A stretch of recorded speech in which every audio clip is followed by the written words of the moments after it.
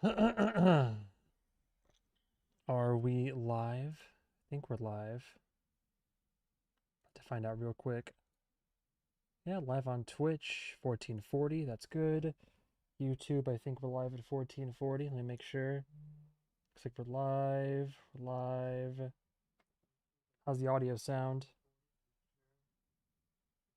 Oh, I gotta start multi-chat. Shit. I forgot.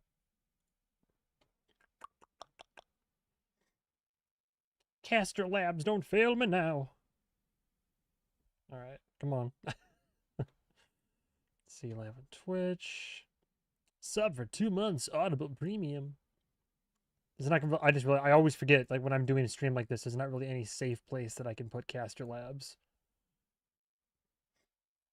Apologies for starting a couple minutes late, but here we are. It should register that pretty soon. Here's hoping. Although, if I have the stream set up correctly, then I believe I'm trying to look a multi. Okay, so yeah. Okay, the screen looks pretty good right now. Not too bad. Not too bad. Man, should have had notes before hopping in. Should have had notes, but here we are. Let me minimize this to a lesser extent. Is there a safe place I can put this? Not gonna be too intrusive. Ooh, I can keep it over here, maybe. I mean, either way, I'm gonna have to see it. I'll be looking over here. Oh wow, people popped in on Twitch. Hello, hello. I still sound okay? Perhaps I should have something in the background, something in the realm of like royalty free. I just realized it's gonna be a wee bit quiet. Um, royalty free lo-fi, just something. I had like custom music last time. 12 hours of DMCA relaxation. What about spoopy? Royalty free. What about the spoops? Royalty free spooky lo-fi. I feel like there's a whole playlist I dipped into once for that. Oh yeah, it was this one. This one's not too bad. Halloween haunted. Oh, turn that down. That's a little bit loud.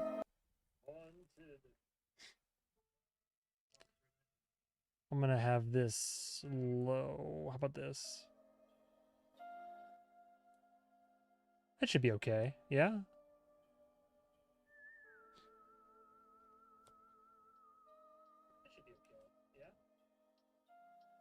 Can I even hear it? It went from being like loud enough to is it too loud? You know, wait.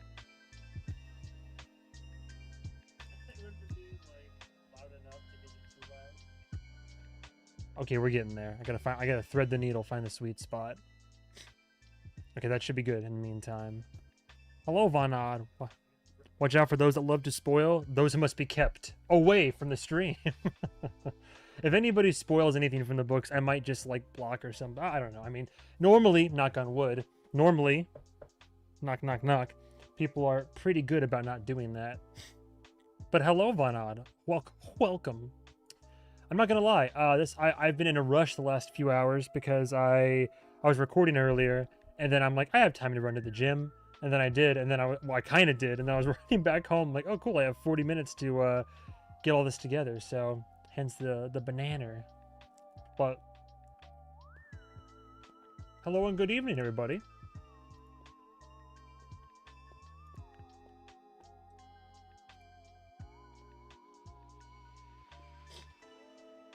I don't really have much of a concrete plan aside from just discussing the season in general, kind of going over it. I've had people send over suggestions for like videos and interviews to watch. I kind of want to save the big stuff for separate videos. Like I know everybody wants me to watch Autumn Brown and her work, and I do want to watch her work, but I want to dedicate actual time and content to that. So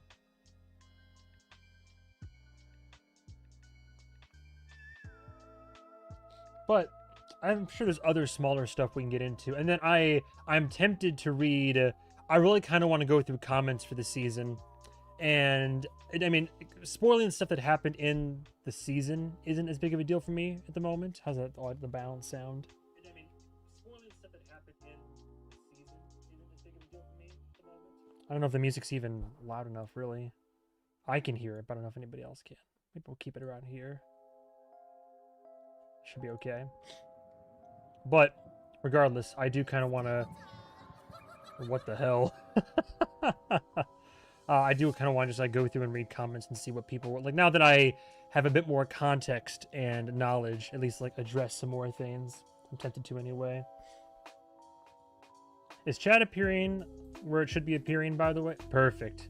Right over our boy here. Well, I mean, it's not my boy, but... Hello there, Carry Warrior. Glad you could make it in. I'm worried about people dropping Queen of the Damned spoilers since the show isn't exactly there. True.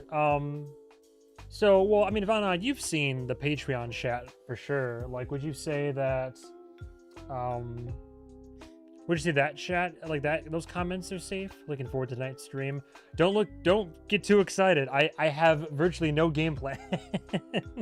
I mean, I do. I was going to talk about it, now that I've kind of gathered my thoughts, more or less. I was going to make notes, but I'm kind of going off the cuff here.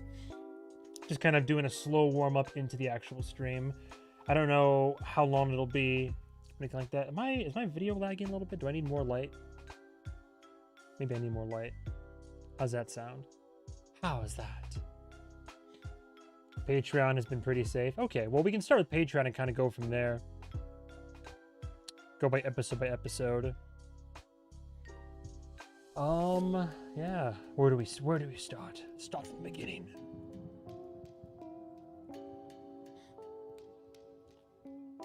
Yeah, we can start with Detroit. I don't like that the audio drop in this song is it's tickle time. It's pretty That sounds so creepy. Hey, Hush, yeah. Made it to the beginning of the stream rather than the end. Proud. I never know where to put this damn thing now that, I guess I could have set up my second monitor and had chat off to the side, because now, more or less, I have chat twice on here. Can I...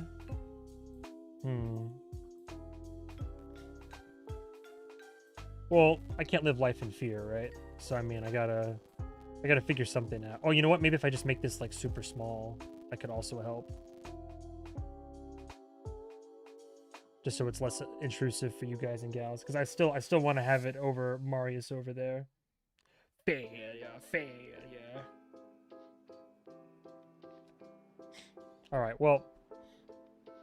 I guess I could just start... That's a good freeze frame to have it on, actually. A good still. I guess a good place I could start is saying that the season overall, so... By it, I guess it's weird because I want to talk about it by itself, but also as it compares to the rest of the series.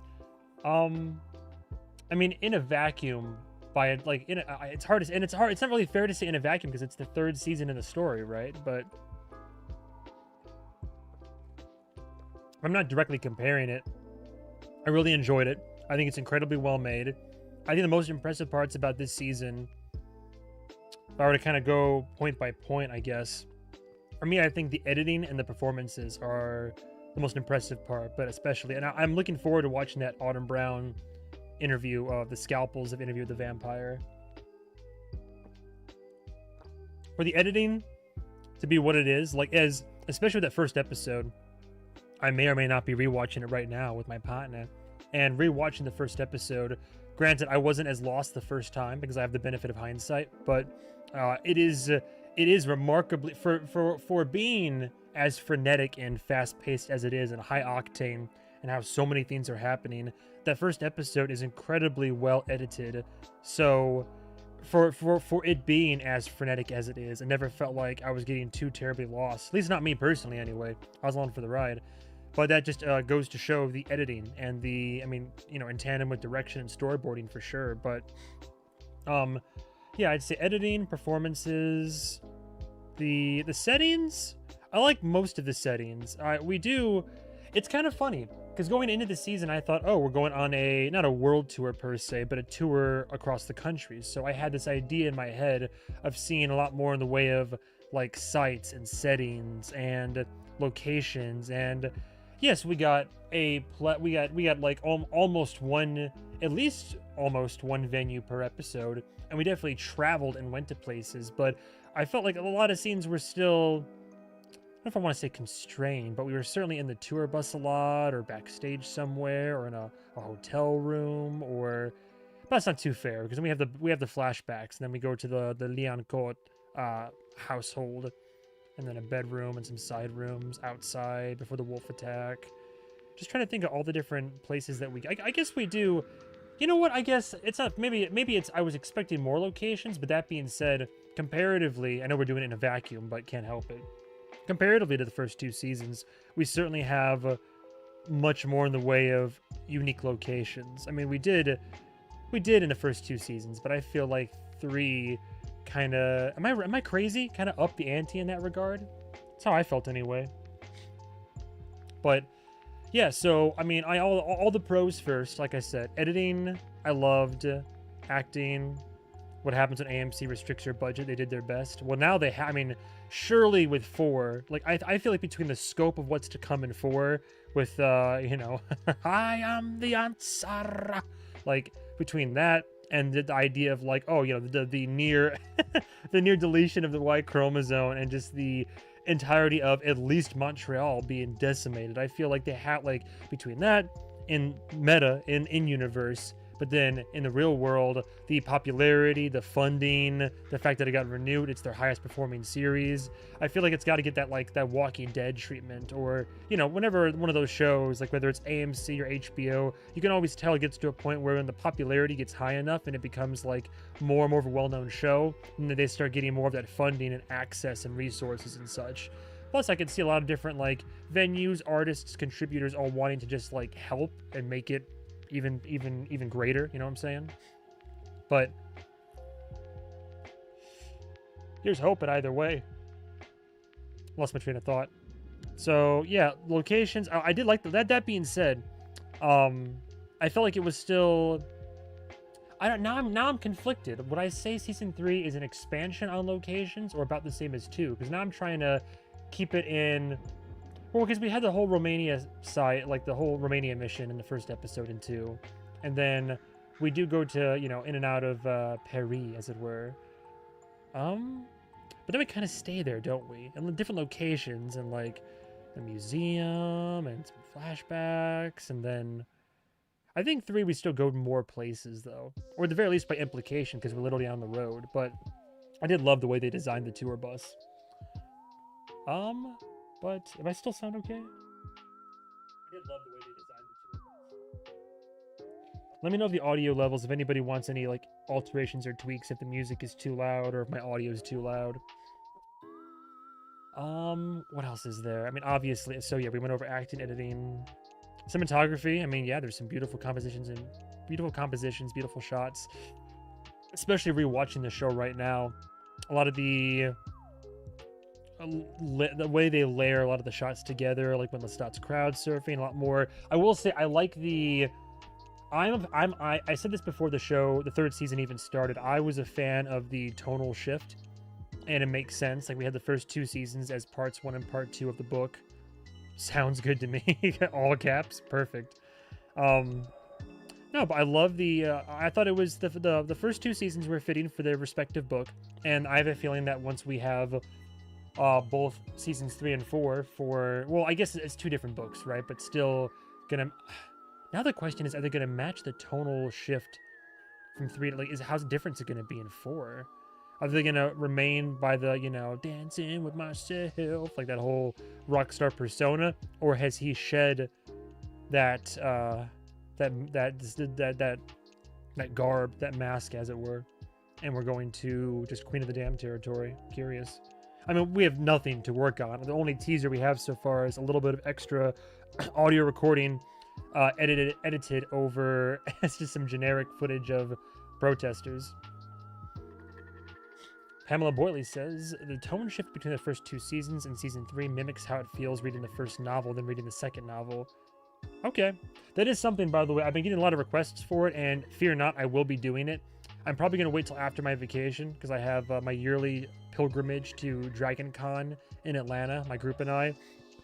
That'll be the... I'm gearing up for it now. I'm trying to prep some uploads to go up while I'm going to be... Because, like, when I go on vacation, I bust my ass beforehand, and get everything I can like prepped and upload. Like I want to have something going up automatically while I'm out and about having fun, because when I'm on vacation I'll be recording for the inevitable vlog, but I try not to touch like my editing bays or really like stress myself out with any of that stuff. But when I get back, all that to say, when I get back, I'm gonna get my hands on a copy of at the very least the first book, and I will do another live stream in the future. I'll start doing reading streams, because normally I'll do like official videos where I'll read and I'll edit, and then I'll kind of upload a perfected read through of a book that I'm enjoying or reading. But something about interview, I kind of want to just like take it like nice and chill and leave room for discussion and to go through it and do a compare and contrast. I'm yapping a lot, but I'm trying to say that I am going to do some streams where I read at the very least the first book of An Interview with the Vampire, so I can finally be in the same room. Like, Hush says the tone shift will be interesting for season 4. I'm excited for what they would decide to do. Yeah, I mean, we're going full apocalypse, right? Like, at the very least. I like that we got more Lestat backstory. The season did what I was hoping it would do, which was endear me further to Lestat's character. Oh yes, thank you for the reminder. I will be doing a movie watch as well. Probably not again, this will be after vacation, but right now on Patreon. So the way I normally do it is I've started doing so I have the $5 tier, which is just for general access. Like $5 gets you in, and that's all the uncut, uncensored daily uploads on Patreon, where I'm weeks ahead in like every single series. Now, what I also do is above that on the $10 tier, I have my I'm something of a movie man myself tier, which I've been doing weekly movie nights where I'll take a movie, and every other week I alternate between a movie that I want to see and knock off my list, and then a movie that you guys and gals want me to see, like something suggested in the comments. So I'll do viewer suggestion or request, and then I'll do mine. I've been going back and forth. So one of the probably like your suggestions in the near future. So what I'm going to do is I'm going to do a movie night where I am going to stream and watch the Interview with the Vampire movie that I have never seen, by the way. But as a little treat for that one in particular, I'm probably going to bring it down from the $10 tier to the $5 tier, so that everybody that's part of this community like can, because I know how important that is for everybody. So it's I want to make sure that it's easier to access that one. I'll still probably give it to my editor, to one of my editors, to kind of do a YouTube version of that, just something to put out there. But I will be doing a live stream on Patreon for sure in its entirety of the Interview with the Vampire movie, and I'll see what I enjoy more. I already have a feeling I know which one, but I'm gonna watch it. So I'll watch the movie, and then I'll start reading the books, or at the very least the first book. That's the plan anyway. Lady Greensleeve says, just got back from vacation myself. As for potential Queen of the Damned tonal shift, the biggest one could be that it's told in the book from multiple POVs, whereas the vampire Lestat is narrated solely by Lestat. When you say told by, interesting. Well, I feel like if I ask too many questions about that, I might get spoiled, but I'd be curious if it was a multiple POV situation for sure. Hush says, I've been trying to catch the live movie streams one day. Well, if it makes you feel better, and it's something I actually forgot to... Thank you for the reminder. I meant to make a post today, and I completely forgot. But for the upcoming movie, I'm actually going to have to up the timeline a little bit, because Sunday night is AMC's putting out the Vampire Lestat concert movie. So instead of Sunday night, I'm probably going to do a stream on Patreon Friday night. But I'll try to do... what am I thinking here? Jesus. I try to keep it to Sunday at 7 p.m. Central, but I also do some other days, and I'll do other times occasionally. A light Queen of the Damned spoiler. I mean, so far to this day, the only thing that I've ever really had spoiled for me per se was that Gabriella was Lestat's mother. But I think that even in the marketing, they kind of reveal that. So, knock on wood, nobody's ever really given up the ghost, so to speak. Like, nobody's ever really, like... My experience in the Interview with the Vampire has never once been ruined by this community. And that's all. I think that's in part because I do have people that are kind of, like, pseudo-moderators who do reach out to me. and they'll say and they'll say like, hey, and they'll say, hey, watch out. Yeah, if I do a concert, if I do a stream for it, it'll have to be on Patreon though. There's no shot in hell I can get away with posting a stream like that on YouTube and Twitch, like with all the, because it's a concert. Like, there's no way I'm gonna be able to stream that. But Patreon, I might do it. I might stream it for funsies for $5 as well. So that could be fun. But yeah, so other pros in the show. I like that. I got off track. Shocker. So Vampire Lestat. I like how I did what I was hoping it would do this season, which is that it endeared me more to Lestat's character. But it's a tricky situation, right? Because it's what I feared, which is that all my opinions had been based off the foundation of the stories that I was being told, and then the goddamn Odyssey of Recollection came into play, and then how the narratives are all twisted and warped, and he's still, Lestat, he's still not a great person, but then it's difficult for me to judge a character the way I do my reactions and my watch throughs and all that if their actual character is not being communicated to me properly. And then somebody else put it in context, because like there's Lestat, which we finally have his perspective, which even then is kind of flawed, and he's still telling us a story. But even like Claudia, right? We've seen like her outside the context of stories and journal diary entries, which she also lied in those. We've seen her once in the seance, and that's it. That was like the true her, right? Unless I'm mistaken, I don't think we've seen her like truly her outside of stories. So then I personally, I really hyperfixate on that shit, and then I get caught in this whirlpool of, well, what am I supposed to base everything off of? Like, what am I supposed to analyze based off of? What am I supposed, like, I'm just going off of what I'm being told, and then people in the comments are like, don't forget, movie man, that's not necessarily the truth, is it? And I'm over here like, well, what do you want me to say? Like, what should I be analyzing? And I'm aware, painfully so, that what I'm being presented, there's so many, oh my god, I'm already like, there's so many layers and so many different, like, oh, well, he said, she said, oh, but that was actually a lie in the entry. Well, yeah, but this, you gotta remember the context of this scene. At least Lestat is fairly forward with it, because a key example being when he talks about, oh, then I met with Louis, or no, what was it? It was, no, Louis met with Daniel in a restaurant. Let's call it a restaurant, before Talamasca rolled up. So that could have been anywhere. It could have been a fucking back alley in Soho, for all I know. But at least in that moment, Lestat's like, oh, let's just, for the sake of purposes, let's set it in a nice restaurant. But then in the back of my head, I can't help but think, okay, cool. Well, you're setting that, like, you're setting the scene here, and you're cueing me in right now that that's not where it happened. But sure, you're telling me that now, but how many times are you telling me the story in this season where the setting is not the same, or it's a different character? I mean, I don't know. Maybe it's not as severe as I'm making it out to be. Because in episode 1, for example, he gets like on a drug cocktail. Facts are relevant, feelings are everything. All right, well then I'm going to keep telling you how I'm feeling, and I don't want anybody to make me feel bad about it, okay? Speaking of how I'm feeling, I actually had a genuine question, because this really colored my view of him in the last episode, and I don't know how accurate this is, and I really want some context before I start. So throughout the entire series, Daniel Malloy has been my favorite character, right? And toward the end of this season, I really don't like the individual, the vampire he's becoming. But then somebody in the comments really twisted my view of how I viewed him, and now I'm a little bit concerned that I overlooked something. So please cue me in.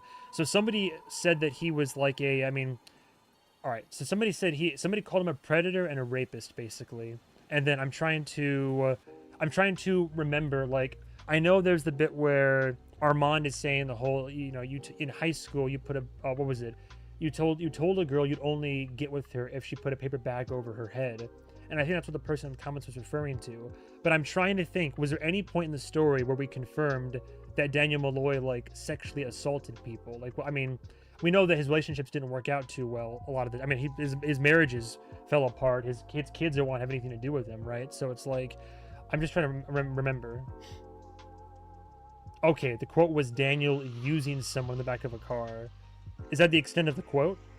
So is the implication to be extracted from there that he was using someone, but the implication was supposed to be a lot darker than that? I just want to make sure, because somebody specifically used the word rapist, and I kind of draw the line at certain things aggressively. Okay. Not ideal. Well, fuck me. Carrie Warrior says, I have seen some of the concert footage from people who were there. I can't wait for the actual professional show. I'm looking forward to it as well. I was just trying to get that cleared up regarding Daniel, because I mean, they're all flawed characters, right? Quote, one is there for you to use, which you do aggressively in your rental car in the garage of your Northampton hotel. I make sure the boy makes it home and forgets the event. Ah. And then Armand said he had to comfort the boy and see that he was okay afterwards.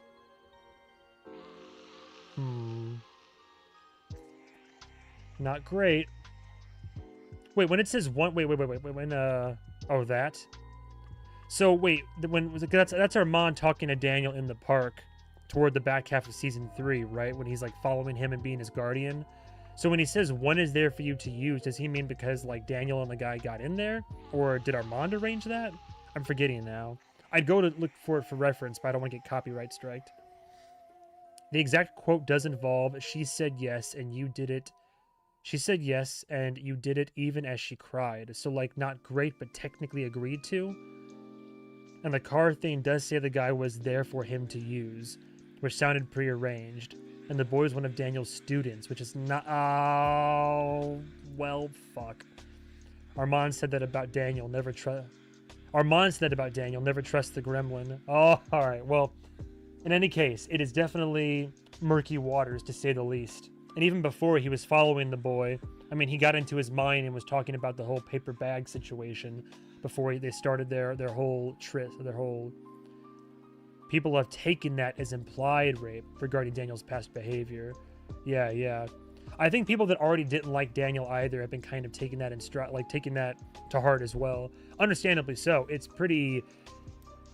I don't want to say that. This is why it's so tricky to get involved in this. I by no means am trying to excuse any behavior or try to I'm not trying to go on stand and defend like Brock Turner here right now. I'm just trying to figure out legitimately what lines were said, what truths I can extrapolate so I can properly cast judgment before casting aspersions. But in any case, yeah, so back to what I was saying about the season, right? So I like how it's indebted me more to Lestat overall. That's what I was hoping it would do. And in that, getting to see his backstory and his past, I like that we got to learn... So, pros before cons, right? I like that we got to learn more about him. I love even if I don't like Gabriella, I love her inclusion. And I really, really enjoyed that, aside from Lestat having his jokes to, cope aside, I really like the serious angle we took on the incestuous angle of everything. In that, we got to see that this thing doesn't just happen for shock value or to make it sleazy and interesting, but I love how we actually got those scenes of showing how their relationship evolved or devolved, based on who you're asking, into what it ended up becoming, including the kind of that codependence of sorts, but the whole give and take, the push and pull relationship. I liked seeing that. I liked seeing everything about it. I like that we finally got to see Nicolas de la Fuente, got to see... I almost said Freaky Nikki. What did they call him again? The spirit, the spirit Nikki, Hallucinicky. That's what it was, Hallucinicky. That was pretty great. The Marius de Romanos, again, another character that do I like the guy? No, but did I like that he was included and portrayed? The whole Akasha and was it Emil? Orange Marmalade says, all of these characters have done bad things. Very true. I think the show is best enjoyed when you love them all and recognize they can all be monstrous. That's what I've come around to. Bias births different interpretations. Also true. Yeah. Bias births different interpretations. It's true. Yeah.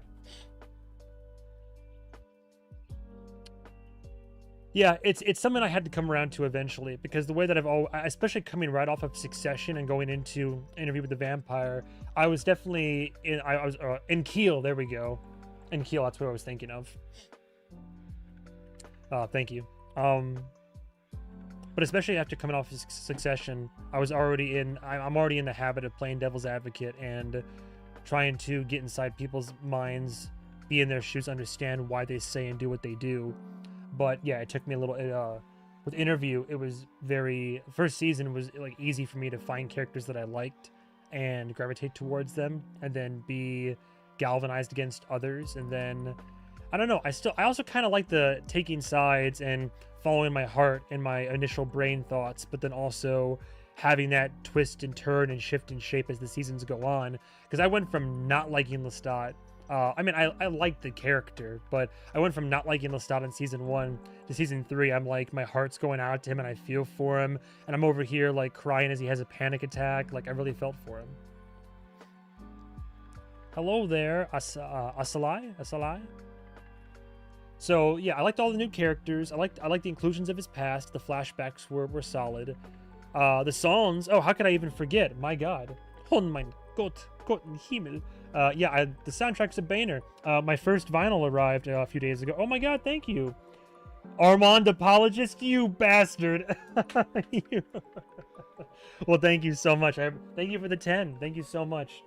How did you feel about Daniel's regression as a journalist and character? Hated that they made it seem like the only reason he got Louis' story was because Louis was weak, not because of his skills. Did I drop something? I thought I dropped something. How did I feel about Daniel's regression as a journalist character? I feel like the regression didn't really happen that much until this season. I guess I'm going to get into the cons of the show, right? I have so many pros. I was about to go off on a tirade about its music and soundtrack, but we'll get in one of my cons for this show. This is biased because I just came off of 2 seasons of Interview with the Vampire. So what I was advertised was there was going to be more interviews. The trailer made it seem as if Daniel Malloy, old Rumspringa, Danny boy, was going to be along for the ride for the whole tour. We're going to have many moments of like, I wanted to see Daniel Malloy and the Brat Prince go tit for tat, and like, go toe to toe in the the metaphorical streets here. I thought we are going to have more interviews on camera, off camera. I thought I was going to see Daniel be an interviewer. But yeah, to see like, we kind of built up to it a little bit. Oh wait, what's the picture? Hang on, I didn't even see what's the profile picture? I can't quite make it out. Damn. But yeah, we build up to it, and we have basically we have episode 1, and it's like, the Contessa, and like walks in, they have a little bit of the tour bus antics. But aside from that, we only have one main scene where he gets Lestat to sit down as his mom tries to go like attention fuck in the background, basically. And it's like the whole bit where he thinks he gets his big scoop, his predatorial instincts come out with you, come out of him when he thinks he's getting the story, because he's like, yeah, give me that trauma. And I was like, Daniel, dude, but calm down. But aside from that scene, then he just gets like, Daniel kind of turns into a petulant child. He just gets pissy and fucks off like for the rest of the show, which is perfect for, I suppose, Armand to sink his hooks into him. But I'm not gonna lie, I was hoping for more in that regard. I wanted more. I wanted to see how Lestat held up in interviews, and instead, diegetically, it makes sense how instead of Lestat being the one who's interviewed and who's along for the ride and being taken for a spin like Louis might have been in the Dubai back and forth, it makes sense that Lestat's the one where it's like, it's my story. I control the narrative. I've been yanked around too much. I'm going to set the record straight. And then he goes on and does his own series of recordings after the fact. So that makes sense, like him taking his agency back as like a person and character and for the story. But I was really hoping for some more like Daniel on Lestat action, for lack of a better term. Now, hated they made it seem like the only reason he got Louis' story was because Louis was weak. I'm still trying to parse through, because they made it seem like he got the story from Louis because they were just having an interview, and Louis I think was getting in his own way, and he had this whole set of expectations that are like he wanted to still finish the interview, but then like Armand knew he couldn't stop him. But then Armand had also been rehearsing this narrative, and then now that I know what I know about Devil's Minion and all that, I wonder how much involvement Armand actually had, because like methinks, oh, the lady doth protest too much. Like the way that Armand plays it before he, going from fake Rashid to Armand, right? He makes it seem like he doesn't want Daniel to be there. Like, well, Louis wants to get his story out. He just has to get his story out. And perhaps there's some truth in that. But now we know now how obsessed the boy was with his bright young reporter with a point of view. It makes me wonder just how low-key involved Armand was in getting Daniel over for the final interview. Like maybe he put up a bit of a stink about it, but was trying to, lay out, like he still had some machinations going on. And then last part of that, I still think it was because of Daniel's reporting skills. I still think so. I think this season destabilized a little. This season, my takeaway was Daniel was like, well, Armand is a lot more cunning than I ever could have imagined. So he surely knew what I was doing in the penthouse. So why did he let me do it? Like, why did he let me get the interview done? And then when he corners Armand about it out in the street and everything, when he's just like, stop it, and that whole scene, he's like, you were just fucking with me the whole time, weren't you? And Armand almost begrudgingly is like, no, I wasn't screwing with you. And if he's to be believed anyway. And for some reason, I believe him more when he's talking to Daniel in that moment, because he loves Daniel. But in that moment, I'm like, what does he say? Where it's like, it says I'm like blinded or distracted by love, but like it was love, but not love for Louis. So I think that we still like, I don't think it takes away or implies that Daniel didn't like skillfully pull off the interview the way that he did, which, I mean, granted, he had Talamasca's help, but I believe that he still got away with what he got away with, but mainly because Armand was distracted by the feelings that he had for him, which I do need to go back. And I think somebody sent me a compilation from YouTube of all the moments where you think it's like Armand, to borrow the phrase, sniling so sneetly, but I think instead it's actually Armand like lusting after this boy, which that's another thing I wanted more of, but we'll get to that in a moment. But yeah, I really wish that there was more Daniel Malloy, interviewer extraordinaire, or even more of a focus. We get like a scene with him and Louis where he tries to connect and say, hey, do you get these feelings? It's been kind of, this is a bit more difficult than I thought it would be. I don't have any powers. I'm alone. I feel my creator. I hunger and thirst and all this. But I wanted more. And I guess toward the end of the season, we do get more of that, especially with the aforementioned Devil's Minion. The show is best enjoyed when understanding there are no innocents involved, just varying degrees of deranged. Very true. The most successful vampires were the most complicated people. That's what I love about this series most. Perfect pick. I kind of disagree with the take that he got Louis' story because he was weak. I think that's what I'm saying. I think he got it because he formed a personal connection with Louis, and he never did or would with Lestat. That's also, but he barely tried with Lestat. I mean, we don't know how that relationship could have gone, right? Because there's a bit in episode 1 where Lestat even says, if it weren't for Daniel, I might be dead, which I think he would be. Rewatching episode 1, I didn't even realize, like, if Daniel didn't roll up with Sam, like, he would have been decapitated. Like, they had him, like, on his knees with the garrote wire. Like, he was about to be killed. He put up a fight, but they had him down at one point, and Daniel shows up, and Lestat acknowledges it retrospectively. But like, it's still like a begrudging respect. Now, whether that begrudging respect was at all in this timeline that we're watching in season 3, perhaps not, but I think that maybe could have gotten there. But yeah, I know, like, him and Louis have that bond, and it's hard not to see that for sure. Lestat played Daniel like a cat playing with a mouse. Yeah, very true, very true. And then I will say that Daniel's reaction to that is way, like, I mean, this might be an obvious thing to say, but Daniel's reaction is like immensely out of proportion. Like, oh, you tricked me in an interview, so I'm going to get with you. I'm going to get with this guy, and then we're going to just like cut your head off. Like, crazy work. And then even when Talamasca shows up, he's like, well, Lestat, he made me mad. He upset me. He pissed me off. It's like, dude, come on. I agree, Daniel did not handle his vampiric nature well. It almost made him immature and like a child, which makes sense when Louis looked at him and said, you look younger, Daniel. Louis wanted to share. He had crafted this whole narrative. Lestat is doing everything as a reaction to the book. The songs are... That's true. Well, the songs are the interview, but like again, that's him taking agency, right? Him taking control. He bears it all in the songs, but it's mostly to, like, first it's to everybody, and then he eventually starts making them for vampires specifically. But yeah, no, it's true. It's all in the songs. Although in the songs, like as Louis asks later, he's like, "Well, the songs were about me, right?" And Lestat's like, "Mostly, yes." Now, granted, there's songs like "Biggest Fan" that definitely are not about Louis in that case.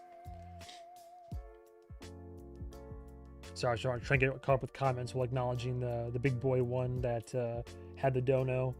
But again, thank you, Armand Apologist, for the 10. I've definitely come around to I've come around to enjoying the evil antics of these characters, like even as like crushing and toxic and detrimental as they can be. Well, Daniel was a baby vamp at the time. Babies have mood swings. But wouldn't there be any like pieces of like who he is as a person still? Like, I mean, he's still like old and experienced, yeah?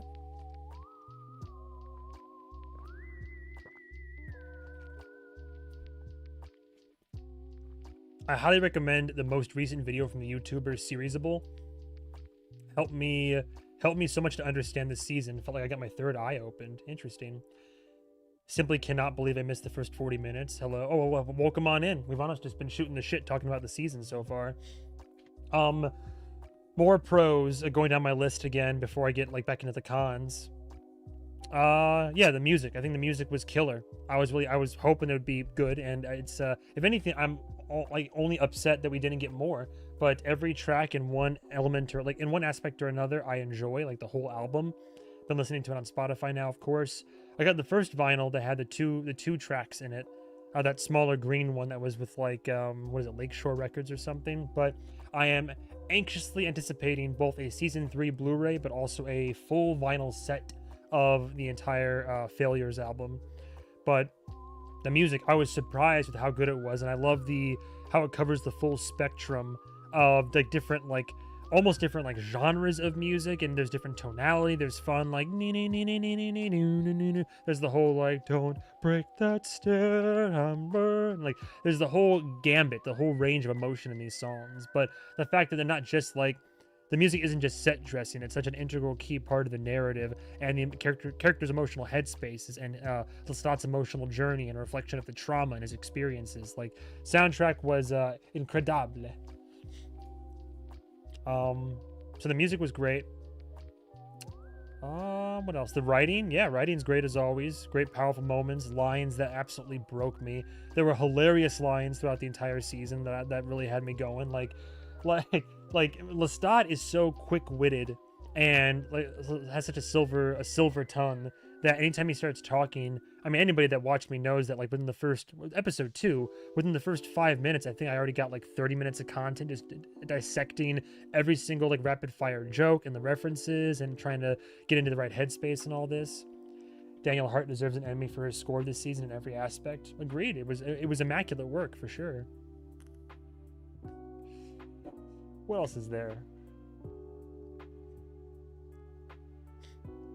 I like the motif of every episode. So I thought every episode was gonna be a city, and for the most part they were, because we had Detroit, Toledo, Toronto.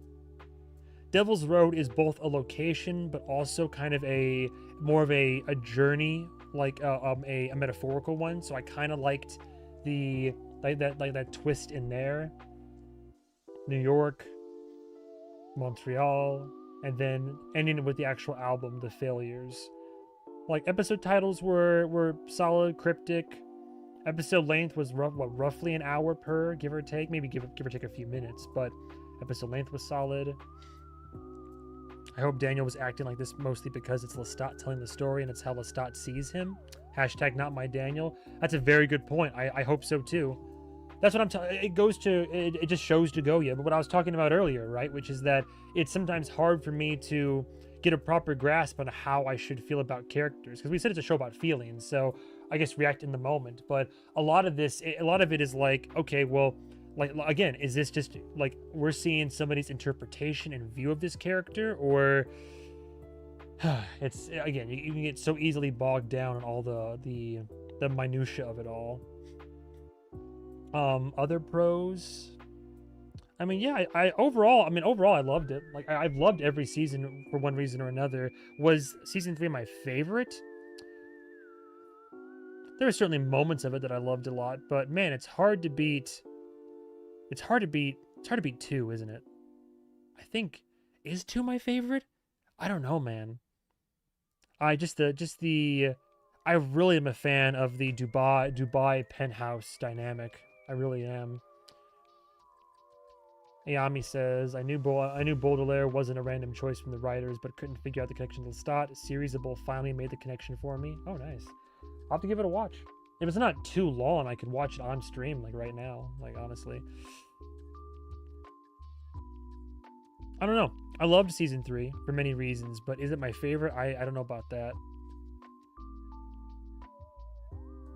Any other pros? It's cool they brought Sam back. Always fun to see the Talamasca. The incorporation of the music into the show itself. Nothing is ever a random choice in this show. Yeah, very, very true. But then it's funny you say that, because then I'll go down a rabbit hole and I'll get lost in a spiral of wondering about all the different permutations and possibilities.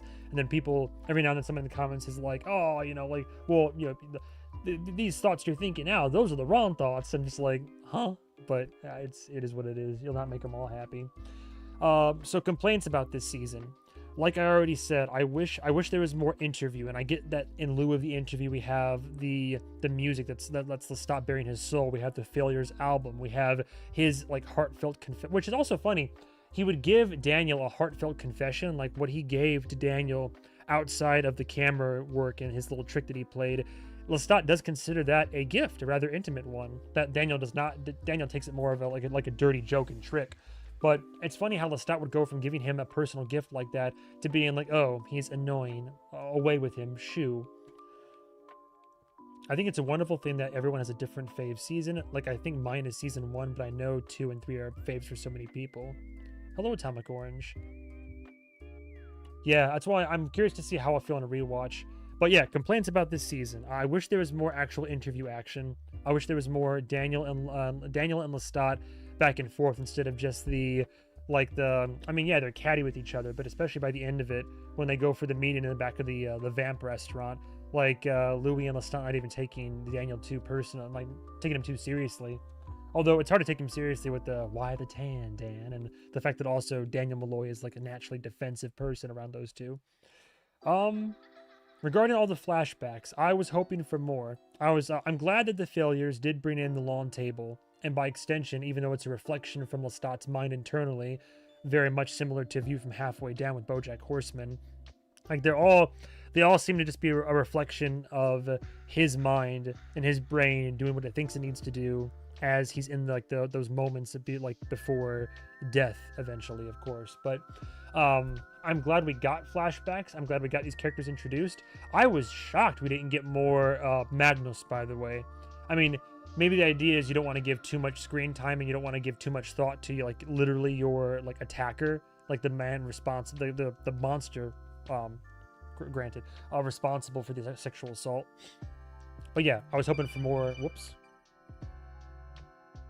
I was hoping for more history. Agreed, Von Odd, for sure. I'm glad that we got introduced to these characters, but I still personally feel that Nikki's mental descent, though alluded to in the script, I thought that visually it was portrayed rather quickly. And I get that we had constraints with time and probably shooting and scenes and having to jam-pack these already jam-packed episodes full of narrative and forward momentum and all that. But I stand by what I say. I still think that I thought his mental descent was a little bit too quick. It made just enough sense to work, but I was like, we got plenty of Gabriella for sure, but and not that I wanted to see any more of the Leon cores than I had to, but yeah, I was hoping to see more young boy Lestat. I was hoping to see more teenage Lestat, and we eventually get a little bit more in the Lawn Table sequence, but that doesn't really, it's not what I mean, you know? I was, as terrible as he is, I was hoping for more Magnus. I was hoping, we had a decent chunk of Marius, but I still would like to have seen more of these characters. Akasha having her one big scene, and the other ones where she's just kind of like encased in stone. all that does all of it makes sense. I can get with her. I'm kind of surprised they didn't save her for the finale, but her being where she was for as long as she was made sense. That made I'm especially if we're getting a whole season with her specifically. But you had all these characters that were introduced and that are like crazy relevant and important for Lestat's main story and journey. Oh my god, thank you, Kari Warrior, for the 20. Thank you so much. Thank you for your introspective reactions to the show. I've enjoyed every moment and can't wait for more. Cheers to you and your gal pal. Thank you so much. Incredibly sweet. Thank you, thank you. Really means a lot to me, honestly.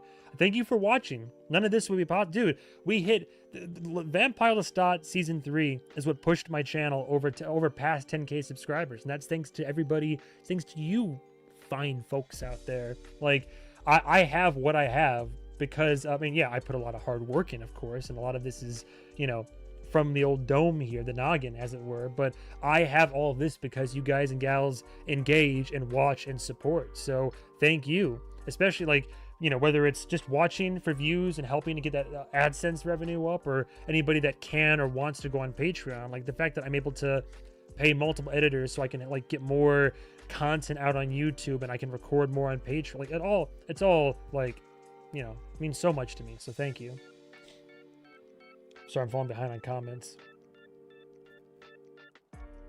Hush Firefly says, quote, he has that you think you're better than me chip on him, and we are. Sums up Lestat's view on Daniel back then.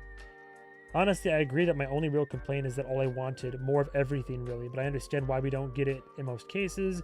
It's a lot to cram into 7 episodes. Yeah, very true. Shayna, I would have liked more Magnus too, maybe more focus on the fact he kept Lestat for a week, but I think the Magnus portion was like 15 pages of the book. Yeah, I don't know, again, let's be careful with book spoilers, but I do know that in the what they referred to in the after the episode bit or in the behind the scenes is that in the books what happens only happens over like a shorter amount of time. But in the series, it's implied that it's like years have been passing, if I'm not mistaken, right? Like years have gone by, which I think that actually makes more sense to see than Lestat kind of getting like losing his mind a little bit down there in the catacombs. I think the reason there are less interviews is because, unlike Louis, Lestat never wanted an interview. Truly, that's true. But he seeks Lestat out. Remember, like, because that's the whole thing is that. In episode 1, even Daniel's like, well, I heard that you asked for me, and Lestat's like, don't be ridiculous. But he thought it would be perfect. Like, I think part of Lestat thought it'd be perfect to like get the guy that wrote the book with Lestat, like with Louis, that disparaged Lestat's name, and get him to be the one to come along and film it and set the record straight. But yeah, he never wanted the interview, but it seems like he feels like he has to like have a response now for his own sanity, if nothing else.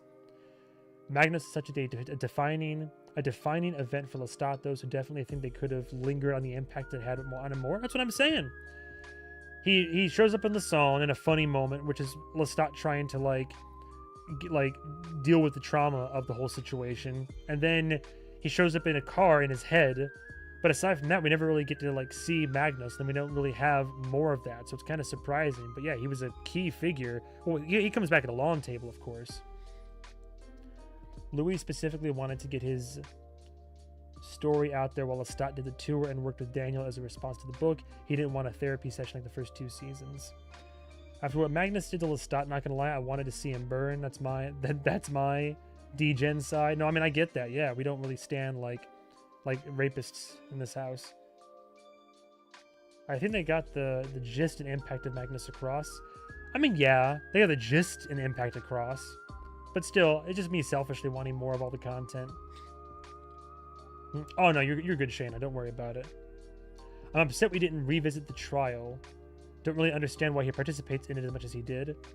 Well, I felt like he was probably drawn to it because of Louis, right? Because of like Louis and maybe in part Claudia. Anything in the books is spoilers, technically. Yeah, technically. I hope they revisit it. I'm hoping so too. Hope so too, honestly. Other cons. I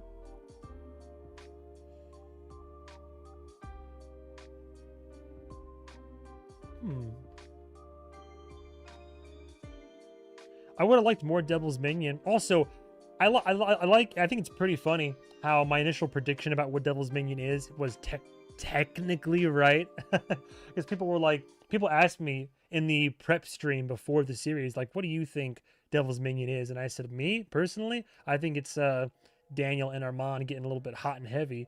And apparently, I mean, now he says, "Oh, I'm seeing somebody." Like he tells that, like, alludes to the relationship. But I don't know how physical it's getting. Now I see all the fan art online, so by implication, I know how physical it could be getting. But yeah, I like how technically my theory was somewhat true, that there was a romantic angle there at the very least. Now, how overtly sexual it is, I don't know, but I'm really kind of, I mean, maybe we'll get more in season 4. And I think somebody said Roland was talking about having a Daniel turning scene, which I really hope for. But as much as I gripe about the gremlin, and as much as I have been griping about the person that Daniel's turning, it's funny. I like the character of Armand kind of a lot more as time goes on. I love the character of Daniel Malloy, but put them together, and I don't like what they bring out of each. Well, I like what Daniel brings out of Armand in terms of, like, caretaker, like, toxicity aside, caretaker mode and wanting to, like, watch out for him and follow him and help him and all this type of stuff. I like that. I don't like what Armand brings out of Daniel, though. I really don't like it. Like, no bueno. Give me 1 second here.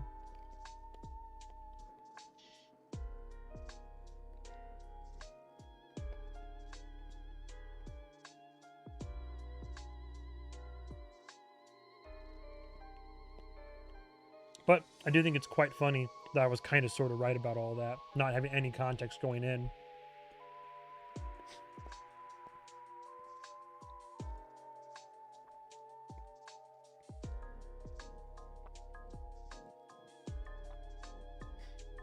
Sorry.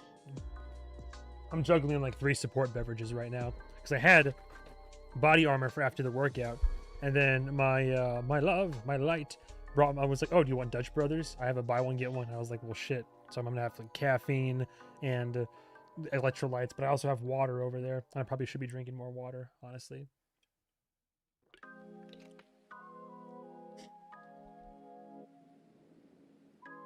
Let's see. It's easier to revisit on the other screen. I'm hoping they still revisit it. I'd imagine the seance will dredge some Claudia shit back up for sure. I think my personal biggest con, says Shayna, was how little Armand and Lestat in 1800s Paris there was. Yeah, there was the one scene played for laughs where it's like, "I love you," and he's like, "Oh, Christ." I know they had a bit of Armand's telling of it in 2-3, but I hope they come back to it. From all the cast and crew interviews I've watched, they wanted to do what everyone is missing, but it was strict time constraints, and mainly AMC wouldn't give the budget they were planning for. Well, shit. Hopefully 4 is going to be a different story. Well, from what I understand, most book fans are, like, happy. Like, content might not be...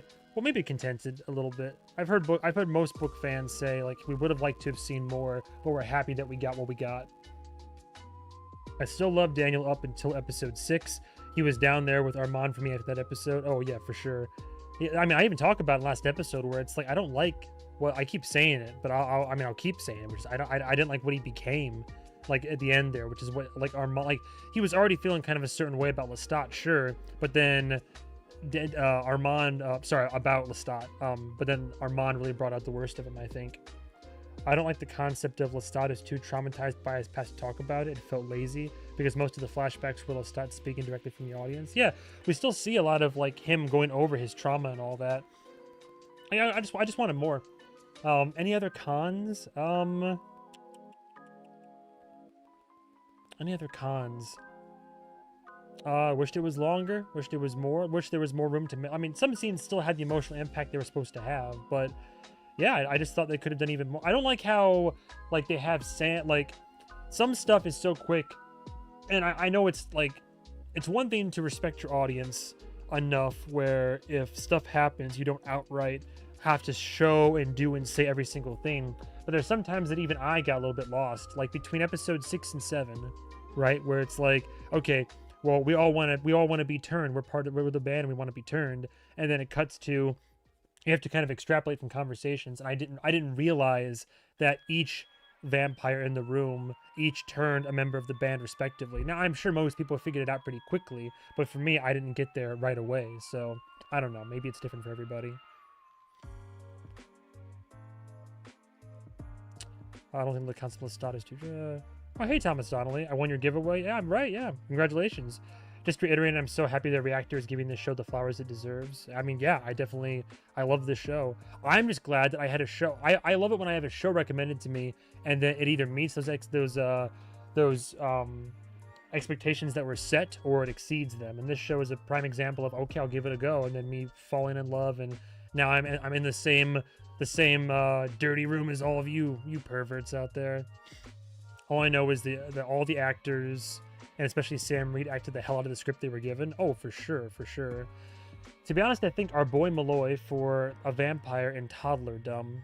Louise arguably was worse, killed the alderman, put his corpse on public display, got the whole of Storyville burnt. Yeah, true. Wish we had more for sure. And the script was amazing, even though we could have had more. Yeah, no, I mean, yeah, exactly. What we got was still great. I'm definitely not complaining about what we got. I was surprised there wasn't more, but then learning retrospectively, retroactively, learning afterwards that there were limitations and they wanted to deliver upon everything, but they simply couldn't. Knowing that and that they still accomplished all they did with what little they had is great work. It works as a companion piece for people who have read the books, and it seems to work for people who haven't. It's just a very incomplete adaptation. Well, I guess that's the whole other part of it, right? Is that there's still more to bring to light. Like I feel like partly that I can't really give out a full diagnosis and a full opinion until because it hasn't ended, right? So until like the story is over and done with, I can't really get there. Let me read some comments. So 2 months ago when I posted the first episode. Yeah, also, I still think it's crazy how I missed Louis was missing a leg. Like, I saw Armand's eye patch, but I missed the leg completely, which is shocking to me. Let's see. Our bright young reactor with a point of view. I still love that. Appreciate it. It means a lot. A lot of the budget went into hyping the season up, which is giving us season 4, so I'm satisfied. Yeah, the marketing push for season 3 was crazy big. And you know what? It worked. It was effective.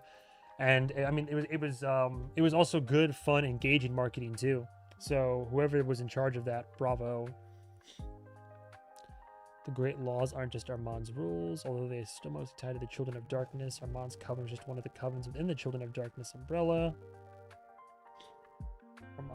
Otherwise, the Roman coven would have no authority to send Armand to lead the Parisian coven. Episode 1, right? Yes. And I think I read most of these on the videos anyway. Olmsted Park. Talking about John Charles Olmsted. Hush says I can see them carrying over things from Vampire Lestat book to season 4, for sure. From interviews, some 18th century stuff is going to be adapted in season 4 because of filming locations. They'll be in Europe again. Oh, nice. Atomic says, yeah, I feel unable to judge it until it's done. Yeah, that's how I felt about when I was watching the season. Like, there'd be, like, you know, the whole flashback scene in episode 2, and then it would cut back, and the episode would end, and I was like, oh, that's it? And then I would say, okay, I'm going to reserve judgment for the end of the season. So I'm judging a lot based on, like, what I saw based on that one season, but also I'm trying to keep in context that the show is, like, not over yet. So I don't know. It's like I want to have my cake and eat it too. I want the seasons to be self-contained and to be great and have a lot of like I want the seasons to still work and deliver individually in a complete sense without having to rely on previous or follow-up seasons. I want the connections to be tenable, to be there, but I want the connections to be the icing on top of the cake. Like the fact that I can watch seasons 1 and 2 and individually they hold up super well, like individually, and then they are only made to be better when you like rewatch or when you watch one after having watched the other. Like all they do is improve upon each other. I fear that with season 3, it's still a great season of the show, but I fear that a lot of it like might feel incomplete or only halfway there. But then once we watch season 4, there'll be more, and that's not the feeling I want to take away. I want to take away, oh, 3 was great. It stands on its own 2 legs, and 4 then just only makes it better. Which I mean, it's still the case. I'm not again. I don't want to say that I disliked 3. I'm just if I have to really like gripe and nitpick. Um, I think you missed comments on episodes when they were like 70 plus. Yeah, very true. I could start from the end of the season and work my way back up then, because I kind of stopped reading comments around that time. At least on Patreon, I read some comments. I will say the book is mainly Lestat just telling his story with barely any current day parts, so the writers had to put more current day stuff so we can see characters like Louis, Daniel, etc. No one enters vampirism well adjusted except maybe Mommy Gabs. I am a fever in the night. Like, okay, shit. The plague is here. Keeping things more present day probably also helped them a lot budget wise. Yeah, for sure. And it also works with the meta. I did love how they made that choice adaptation wise, like having it take place in modern day and having those metatextual layers of like the current fan base, like the way that we freak out over the show, but instead it's like him as a rock star, but again it's still like dipping into the current fandom. I think was a genius play for sure. Gabs is definitely the one who grasped her vampiric nature with both hands. Yeah, with both hands, and then she spit on it a little bit, and then she kind of like got some rotation in there too, and then focused on the head a little bit, and then got really under, and like did the whole went down and got the, you know, it just, yeah, she went balls deep. I think you read enough comments. Wait, do you mean I read in general, or you think I read enough? Like, like I shouldn't read more comments? I can scroll further down to where there was probably, well, I think I read most of them in this first episode. But yeah, I agree. Like the later episodes where I kind of got like lost in the sauce here. I can read the one that has the most comments, like which is 100% New York, which was my big disaster episode. The anxiety I get thinking about what this turned into. I'm genuinely ashamed of what I put out there. I'm glad that my editors were able to help me get some semblance of content delivered, but you don't understand the level of shame that I have with the fact that like the longest episode that I bring to everybody and with some of the most important updates is in fact like my greatest failure. Like I still, every time I think about it. Yeah, start the comments in episode 7 because I'm biased and I had a good analysis there. I'll start with episode 5. How about that? If you go back and rewatch seasons 1 through 2 with the Devil's Minion lens, paying attention to the way Armand looks at Daniel, it's crazy. Like Assad has been playing Armand as if he were in love with Daniel since the beginning of the show. An absolutely generational performance. Well, like I said, my big thing now, I ran the numbers, and I know I said I was going to do a live stream for both, for all the seasons of the show before 4, like a 24-hour stream. I looked into it. That wouldn't work because there's more there's more episodes than. Like if I was even conservative and said, oh, 2 hours per episode, I mean already the first season, it's like 2, 4, 6, 8, 10, 12, 14, it adds up. So I might have to do like one stream per season closer to season 4. And even then that's gonna be a tricky one. Binge a whole season on Patreon. Just stream for like 16 hours straight. Oh boy, that'll be a thing. I will agree with Hush. She posted an excellent link to a deep dive on the lawn table that must be read. Oh, for sure, I can get there. I am so sad I missed your first reaction to Akasha's monologue. Damn technology. Yeah, it was all my fault. I had one wrong setting. It was all because literally in OBS I had been fucking around with the stream because we were trying to do gaming before that, and I was trying to get a certain game to work, and I had it set to like the visuals were like high, and then when I went to go record this, I had the visuals still set too high, and it just couldn't process it. So yeah, I mean, again, the extent of my reaction to I pretty much went over all the things I said in my first reaction. My main reaction to Akasha the first time that I saw her was pretty much mouth agape, just like in awe, just being like, oh, like I just like breath taken away, basically. Yeah, cursed Quantum Break for real. I mean, mainly cursed movie, man. I was just trying to figure out how the streaming worked, and I just wasn't doing it properly. I can do the lawn table post first. You said that's an episode, the finale episode. Then is that it? I can go there first before I go into comments for this. Might as well. The finale episode here. Honestly, it was very curious to see how kind of from Patreon to YouTube how engagement went. Engagement for episode 1 was the biggest for sure. Episode 2 kind of up there. Episode 3 kicked back in terms of engagement, and then it started dying out in like 4, and then came back around for 5. But also episode 5 was my most disliked video in the series on YouTube, and then kind of was still up there for 6 and 7. But definitely episodes 1 and 3 were like the most like engaged with on YouTube and Patreon for sure. Armando's such a pick-me person. Whoops. Comment from Hush, the link is in the replies. Daniel mentions Alice looking nice in a purple dress. Yeah, I heard about that. Armand showing up to the next interview session in a purple shirt. For real. I've been annoying folks in your spoiler chat with my theory that Paul has been trying to reach out to Lestat since Lestat started dreaming about transcribing birdsong. These dreams started just after Lestat reconnected with Louis and pulled him out of the Regina madness. Oh, are we still... Oh, we're trick-or-treat. Good. I believe or choose to believe that Paul wasn't able to break through until Lestat was seconds from death. I think there's also something to the fact that Paul was able to make contact on All Saints Day, and that Paul might be a saint. If it wasn't real contact with Paul, Lestat acknowledges that there are people in attendance he didn't kill, and Paul would fall into the traumatized category. Either way, I don't believe he killed Paul. If he apologized to Enzo, you think Paul would merit a much greater apology, especially with Lestat being that raw. Very true.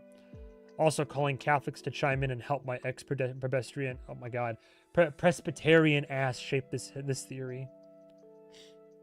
I'm in the middle of class right now, but wanted to pop in and say hi. Oh, hey, Maggie's very cool. Excited to watch this later. Well, enjoy class.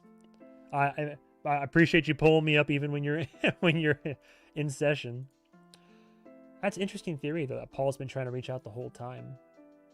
I agree, says Lynn, especially with the confirmation that God is a woman in an interview with the vampire. Those bird songs was basically God communicating with Paul, and we can imply that in season 1 as well as in Nola. And at the end, it's her telling Paul, hey, not this time, because Paul was acting like a St. Peter substitute. Interesting.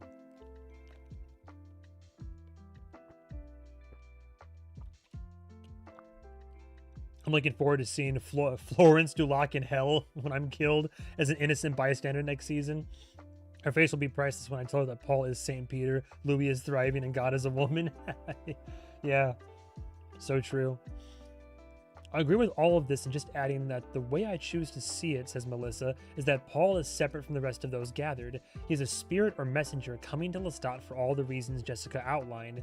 His entrance feels pronounced in a way to set it apart from the crowd and the way the light opens above them.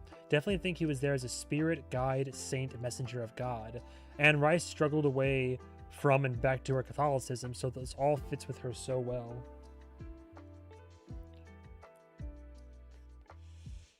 Hypocritic says, I loved your theory on Paul. It's wonderful, Jessica, and I'm inclined to agree even. I think you could be right or definitely along the right lines. I also agree that I think he did not kill Paul.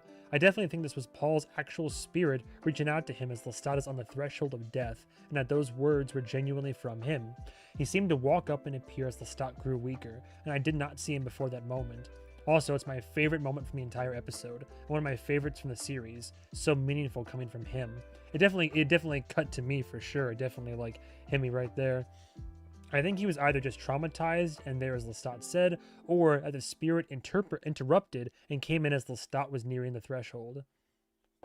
Hello, Cradle Catholic here. Me personally, Paul is symbolically St. Peter in this moment, the saint that guards the gates if heaven has a say in forgiveness. I think it is very significant that it's Paul. Yeah, I never even clocked any of that until people started talking about it, so I appreciate it. I stand with my canceled husband, Fareed. Agreed. Fareed did not want to be there. He loved the science of it, and it's great for his research, but you can tell with his expressions and body language that he was scared and did not like what Armand was doing. Yeah, but it's like I was saying, like he was most likely there because of just it was the scientific opportunity, if nothing else. That's like 100% it. One scene I did want to talk a little bit more in depth about is the witch burning scene. I noticed you were quite transfixed during that scene. Don't blame you, that was a lot. At least we know why Lestat started stuttering at 9. Thanks, Gabs. Yeah, honestly, fuck Gabs. Not literally, please don't. Not a good idea. I think Lestat's deepest formative trauma isn't just being forced to witness cruelty, but learning that sexual abuse is systematically reframed as the victim's responsibility. The witch trial teaches him that young girls who are sexually assaulted are then accused of seduction or witchcraft. Confession offers no protection, and punishment is predetermined once the abuse becomes known. Gabriella reinforces this worldview by failing to challenge that narrative, leaving Lestat with the belief that being targeted and speaking about it leads to blame. Her own sexual abuse of Lestat is reconstructed, even by Lestat himself, as something he implicitly invited or accepted rather than something done to him. I do wonder if there's also an argument to be made of women keeping other women down in order to serve the patriarchy with Gabriella or any of the other characters. I feel like they included the mother poisoning the father, but letting her daughter take the blame and be killed for a reason. Oh, no, all good with the ramblings, don't worry. Edit, how good was Daniel Hart's score in that scene? Oh, it's part of why I was like, yeah, dude. Yeah, well, Lestat makes the same sound that he says Nikki made when he was was thrown into the fire, you know? But the emotional impact, the magnitude of that scene is what had me transfixed for sure. And I was just like in it. I was like, so much of that episode, I was just along for the ride. I almost felt bad that I didn't have so much to say after the fact, or even rather during the course of the episode, because I was just so transfixed by it all. But no, that actually speaks to why I'm glad that Hannah, that's her name, right? It really is. I like that all these women are involved in the production elements of it, because then we can speak to these overarching societal issues. All the more reason why I think it's actually incredibly appropriate for Hannah to take over the reins as showrunner for Queen of the Damned, given that the entirety of the season is going to deal with the kind of like the rise of the matriarchy instead of the patriarchy, and the near deletion of the Y chromosome, and this whole like, it seems we're going to really be leaning into like inequality in sexes, and a woman who's been kept in check, like who has those must be kept, has been kept by a man for, or men for centuries, right? I appreciate that, Hutch. It was so powerful. You didn't need to say anything. I appreciate that. Thank you. And that's part of what we're also seeing a reaction for, right? Is like, even just like, that's how you know that I'm locked into a show, by the way. Like, even just like today, I was recording some more Attack on Titan, but it's, I love moments. I'll never forget the first time that I watched episode 1 of Interview with the Vampire, and we go to Louis' confessional scene, and I'd already been yapping and analyzing up to that point, but when he launches into his whole, like, I have sinned, I laid with the men, like, when he starts confessing, I was just like, I was locked in. I was transfixed by Jacob Anderson. Like, I was, oh my god, I'll never forget it. Chills still to this day. But just the power of this scene and the actors. I love it when a show is good when it gets me to shut up. And that's my favorite moment, is when whatever's happening is so enthralling and so impactful and emotional. Like, you take that, or you take like the sounds of the Claudia and all that, which fucking broke me, when like it was already emotional. Like, you don't understand. Sometimes the camera won't focus on my face properly, and so you can see the tears sometimes. Sometimes I'll go back to the editing bay, and you might not be able to see them as clearly, because like I'll get really teared up, and then eventually they start breaking, and then I'm over here wiping away. But like when I tell you, like, chills when she showed up, and even just her being there, like it already kind of like like caught my breath a little bit. I was already getting like welled up, just the emotional presence that she carried. But then those moments where like then like she's just I mean, I can pause here and there, talk about it.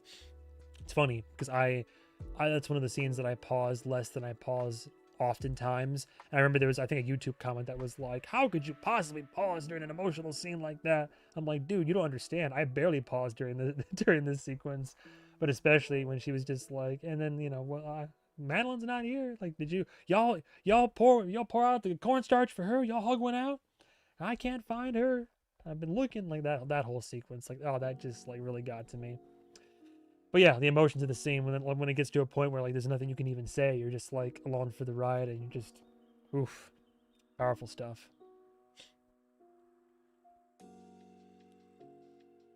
Valerie says, I agree. I think he got something other than she intended from that experience. I'm not sure she was trying to drive him away at age 9 either. I think she maybe wanted him to see how women are treated, what the clergy is capable of, and what she didn't want him to become. You should link the long table dissection post. Okay, so I'll definitely do the long table real quick. Give me, I gotta take a quick break. I gotta take care of a couple things. Give me like I'm just gonna take like 5, maybe 10 minutes, but I gotta knock something out real quick because I was in a rush when I got home. And there's something I had to take care of, like meal prep wise and all that. I enjoyed your reaction there. It was so powerful. You didn't need to say it. I read that one.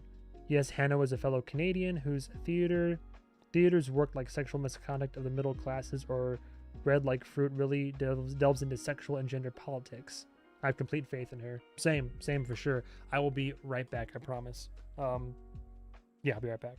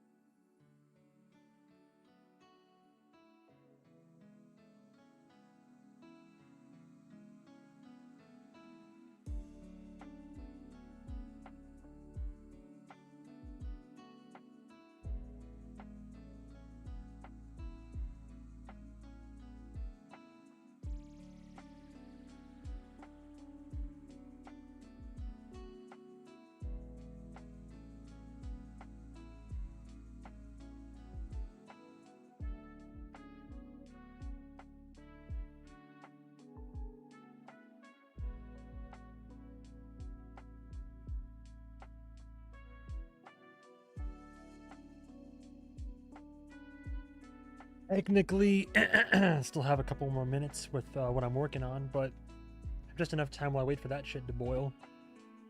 What did I miss comment-wise? Uh-oh. Oh boy. How much conversation did I miss? What?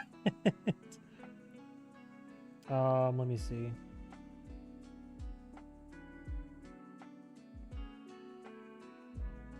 Oh, not too much.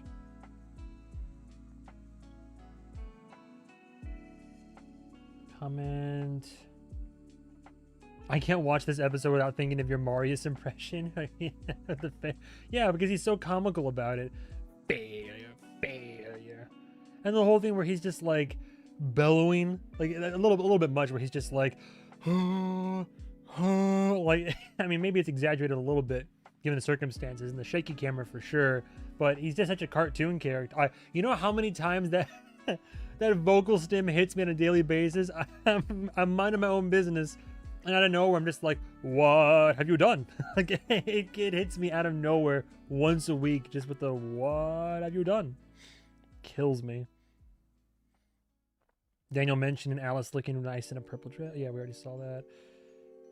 Oh, here we go. I have complete faith. Good, I can have breakfast. Yeah. Get your snacks, drinks, or breakfast, dinner. Oh, hey there, Supple. Supple, you still here? I forgot about this. I should have posted in Patreon, to be honest. It's break time. I think he's going to read the lawn table dissection. Oh, yeah, for sure, for sure. Hello there. Hello, yeah, I am here. Came to see what you were doing, and he's just gone. He's taking a break. Lawn table dissection post coming up for sure, for sure. Oh, I might have missed you, but hey, Tootie. Tootie Fruity. Oh, booty. 23 is here. Tickle the like button for the chair. When I made a mistake. What have you done? She will be, yes. We may or may not have started recording that right now. Well, yeah, I'm trying to bank a little bit before vacation, but yeah, safe to say, in addition to everything else, yes, I've started my rewatch, and she has started watching season 3. She's very early on in, but she has started watching it, so rest assured. For me, Cabbage and the Soul. Oh, the Soul. Oh, yeah. I was loading my car up the other day. I don't know where it came from. I was loading the car up, and I was just like, and him. And him. And just the whole. The look over, just the whole. It's great. Like the horse meme. The Soul. And for the next course, the Soul. It's great. Good stuff all around.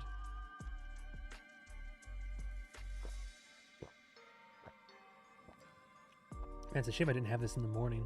I'm actually going to tuck this. This is like caffeine. I'm going to tuck it away in the fridge. Yeah. Failure. Failure. The amount of times that I've been like, my Gabriella. Gabriella actually has so many quotable lines. Hate to say it. Oh, it's the best, you know. What do you think? Like Armand the Gremlin in my eyes, and the fact that I can't go a full episode of this show without saying San Francisco, unworthy in Dubai, unworthy in San Francisco. It's like, oh, and you want to fucking gobble that man's hog, huh? Okay, I'm gonna check on this real quick. This will be the last time. A few minutes. Be right back.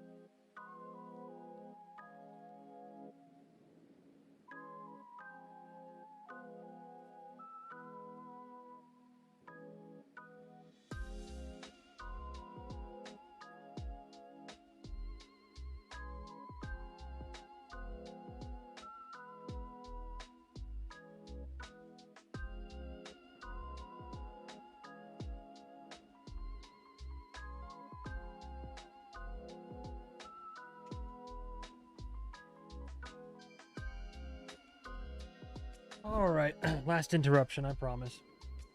Get my Wawa over here. I'm doing meal prep for hopefully for long enough until we have to we go on vacation, and so it's like a slow cooker recipe thing, and most of that is pretty like easy. You just throw it all in and just pop it on. But then another part of it was like, oh, and then make sure you have some like soft boil or some al dente pasta all boiled up. And I was like, well, shit, I gotta step away and do that so it doesn't ruin the whole thing. Missing any of your comments? Hello, Maya. If I didn't already say hello. Gabriella actually has somebody I want to play. I want to play cornhole. I think as a the over-the-top accent helps. I do. I love. Do they have spaghetti? Yeah. Every time I need to eat my brain transforms into season 1 Claudia. I'm so hungry. I think I'm gonna die. Look, I'm not gonna lie. I walked up. So if anybody saw on Patreon, I don't know if I share here. I'll share this real quick on the stream right now.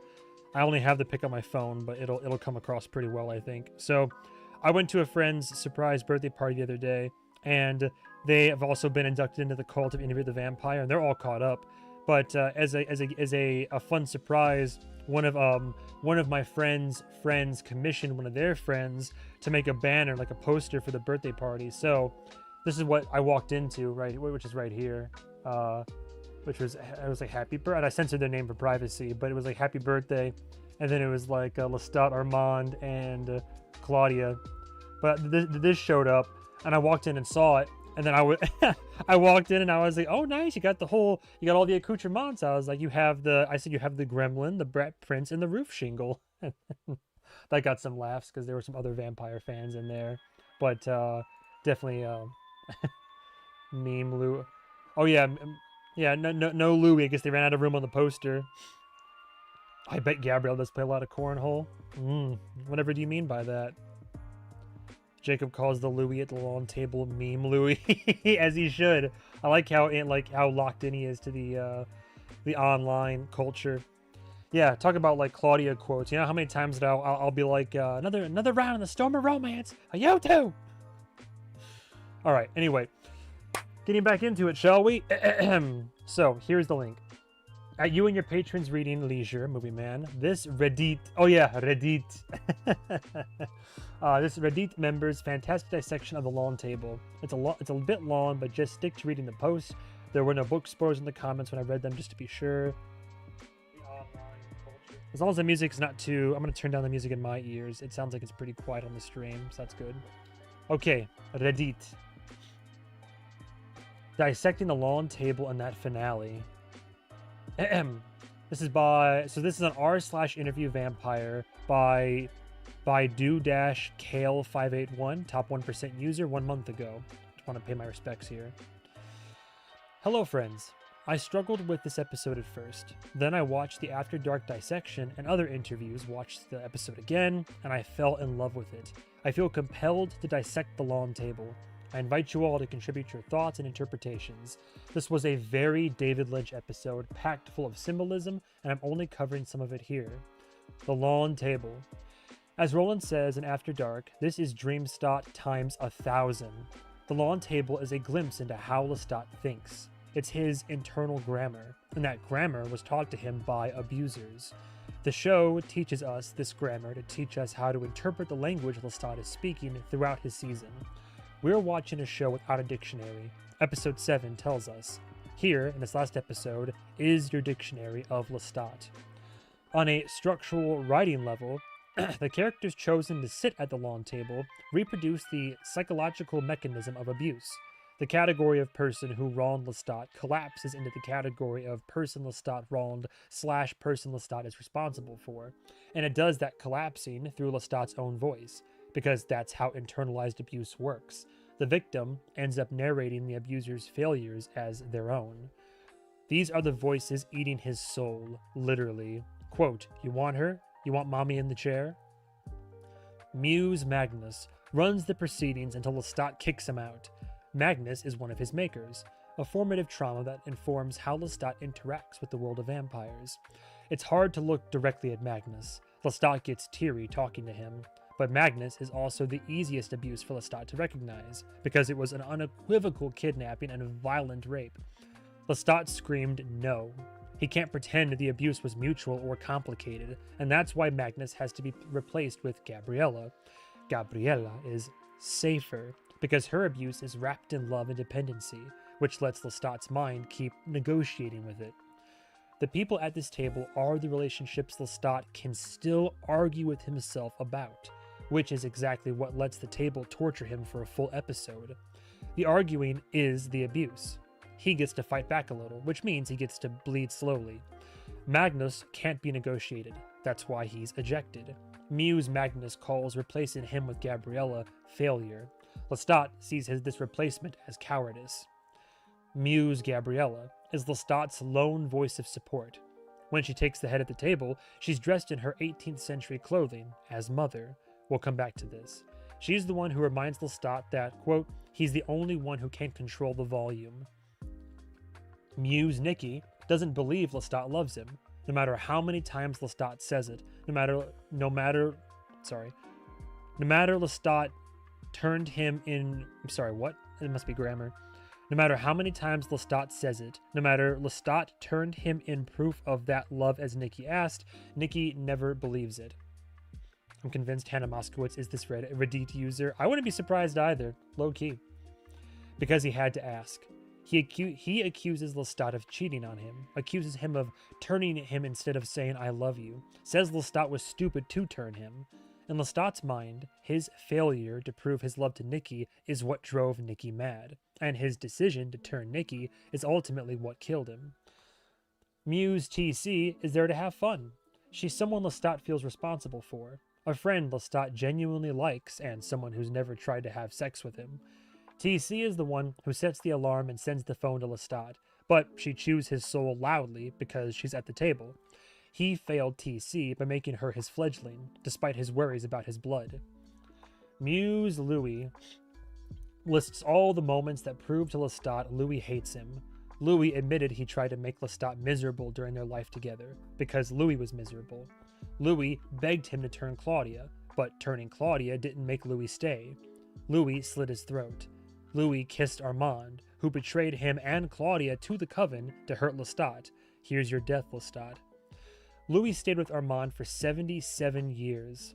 Lestat's muses all make fun of him for still loving Louis. Quote, waiting for a hug in a hurricane. Quote, sitting on a bench in a fog he mistakes for love. Don't Louis' actions prove Louis hates him? Didn't the book prove Louis saw him as a villain who needed to be killed? Lestat clings to, quote, could be nice, could be, hands touch, as a tether to existence, so his self-destructive self-hatred targets Louis continually. Louis has never said, I love you. He has said, I hate you. Muse Louis is also, sometimes, Lestat's maker bond with Louis. His soul's connection to his heart. Some part of Lestat can sense and hear what's going on with Louis and Armand inside the butcher shop, as evidenced by the table finishing Armand's sentences and Muse Louis choking like Louis. This sense fades as his connection to his heart fades. That's another clever piece of writing on the show's part. Lestat's self-hatred and his real connection to Louis are becoming indistinguishable to him. He can't tell if he's imagining Louis' hatred or receiving it. Muse Claudia isn't there, because the seance just happened. As her maker, Lestat felt Claudia. He knew what she felt about him. He knew she both loved and hated him. Claudia's hatred manifests as abandonment. She doesn't care enough to come to the table. Muse Antoinette takes the meeting's minutes. She inserts little jabs here and there, but Magnus and Gabriella never give her the floor. The abuser controls whose grievance counts, and Antoinette's grievance unmasks Gabriella. Lestat brought Antoinette home to try to provoke Louis into drinking from her, then used Antoinette to punish Louis, the same way Gabriella used Yarda to punish Lestat. Muse Antoinette gets no justice until the end, because facing Antoinette means facing Gabriella. Muse Marius, the one person who ever called Lestat worthy, and Lestat fucked it up by giving Akasha blood. Muse Marius judges him for both his failure with Akasha and whatever went down between Lestat and Armand. Put a pin in that. The main course, the soul. The muses critique Lestat's music. Lestat counters with specific performances he knows he killed. He knows he's a good performer. Being a good performer is what caught Magnus and Armand's eye. The tenor Lestat tortured and killed in season 1 gets his say, and hilariously, Lestat clearly feels bad about that tenor because the tenor eviscerates him exactly the same way. This transitions us to Gabriella, the main course, who taught Lestat that cruelty. As the table critiques his song about Gabriella, Lestat reconsiders every moment she took advantage of him or walked over his boundaries. When she laughed at Nicky cutting off his hand, when she molested him after the wolves, how uncomfortable that made him. Everyone else disappears except him and her. He asks the question that's been haunting him for half the season. Why did she take him to the witch burning? Muse Gabriella tells him the reason Lestat thinks she'd give. Quote, I wanted you to see who they were. She wanted him to see Auvergne clearly. I can never say it properly. Auvergne. There's like a certain accent to it, but I can't get Lestat's gravitas. But Lestat presses. Not even his father went to that burning. She tells him this is how he failed her. He couldn't run away. Dragged back from the monastery. Dragged back from the player's wagon. He stayed at the home until he was 30. He failed by not leaving Auvergne earlier. Auvergne? Oh, thank you. Auvergne. Auvergne. Yeah, I thought there was like more like to it, you know? More in the tongue and the throat, but perhaps I'm mistaken. He failed by not leaving Auvergne earlier. Lestat pushes away. Amy was burned there. She used to play at his house. We see young Lestat try to turn away as his friend is set on fire, but his mother grabs him. She forces him to watch her burn. Paralleling this with Lestat making Claudia watch Charlie burn could imply little Lestat had a crush on Amy, up to personal interpretation there. The stutter. I want to quickly thank Pink Hughes on Tumblr for her exceptional analysis, as she influenced me heavily in understanding the witch hunt reveal this episode. I use a lot of her phrasing below, very much building a house on top of an already excellent interpretation. Let's look at that witch burning closer, because this is his formative trauma. Marguerite is introduced first, burned for being raped by her father. Gabriella tells Lestat her mother fed the father death cap mushrooms for it, and it's implied also turned the daughter in for witchcraft. Jean, I think it's Jean, is molested by the school teacher. The monks call both seduction. Gabriella doesn't correct them. Confession doesn't save these women. Augustine says that the women have already confessed and it changes nothing. The verdict was decided the moment the assault became known. That's the actual thesis Lestat absorbs underneath the version he can articulate. Gabriella doesn't teach him Auvergne is cruel. She teaches him that to be violated and to speak about it is to be punished. She teaches him grammar that frames her later violation of him as because of him, because he casts a spell. The father's desire gets rewritten as the daughter's seduction. Magnus's fixation gets rewritten as Lestat's fault for performing Lelo so well. Armand, stalking Lestat, gets rewritten as Lestat's dynamic personality overwhelming him. Gabriella, sexually abusing him, gets rewritten as Lestat not having a problem with these hands for 200 years. This is what starts his stutter, the physical evidence of the damaging grammar of his psyche. This is why he hides his abuse. This is why he hates himself. Confession is dangerous for Lestat, and this season only reinforces that. He tells Louis about Magnus, and it ends up in the book. Daniel's interrogation braids Magnus and Nicky and Gabriella together, which starts Daniel's witch hunt, which leads to the revenge porn. Carry that forward to the lawn table, because the table restages the pyre. Lestat tries to rebut, to contextualize, and the table overrides him. He's not here to defend himself. He's here to burn. The table literally lights on fire. The facade of Muse Gabriella as loving mother breaks, and Lestat sees her for who she's always been to him, a vampire. An aside, I think it's interesting how his memory of Claudia watching Charlie burn changes here. In the diner, Lestat recalls that moment as him and Claudia standing still, both grieving. He's still forcing her to watch Charlie burn, but it also reads like love. At the table, Lestat's muses critique the tough love framing as Lestat incorporates Claudia's recounting into his own memory. She's struggling again. She's upset. On a surface level, he's done to his daughter what his mother had done to him. This is Lestat accepting Claudia's understanding of that event, and it's also Lestat only understanding the surface level of what his mother really did to him at that witch burning. Regardless, he thought it was tough love. It was cruel. Claudia fled Nolans, as Lestat had wanted to flee Auvin. If only he'd realized at the witch burning he needed to run from his mother, as Claudia realized she needed to run from him. With the table on fire, Lestat moans the death moan. I interpret this multiple ways. 1. The death of Lestat soft-washing his mother. 2. Lestat is literally dying. 3. The death moan attributed to Nikki happened with Amy at the stake, or the show is rhyming the witch burning with Nikki's death and Lestat's blood poisoning in episode 1. 4. Lestat cannot speak. The witch burning consumes the table and consumes his ability to address his abuse. With Gabriella unmasked, Magnus is back at the table, because Magnus really never left. Gabriella, Lestat's voice of support, was always just another Magnus. Magnus and Gabriella bond over sexually assaulting Lestat. Quote, Lestat's makers love their Lestat. That's the only love allowed at the table. Ownership, objectification, sexualization. Lestat has stopped arguing.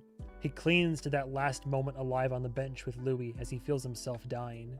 We parallel this with Raglan letting us know Louis and Lestat's souls are fighting to survive, and with Louis's dialogue, quote, I've got lies to account for. I know what it's like to build a house, a cathedral on top of a lie, to live that lie so fully that it becomes the truth. Lestat has built a cathedral on top of the lie that his mother, no matter what she does to him, loves him. With the cathedral collapsing, everyone at the table condemns him, and the proof of their hate is in how they treated him, and how they treated him was because of how he failed them. The litany.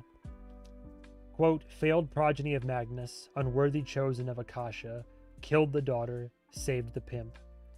4 clauses, 4 completely different categories of relationship, delivered in identical rhythm. Noun phrase, verb object, verb object. The flattening is the point. This is how Lestat's brain works.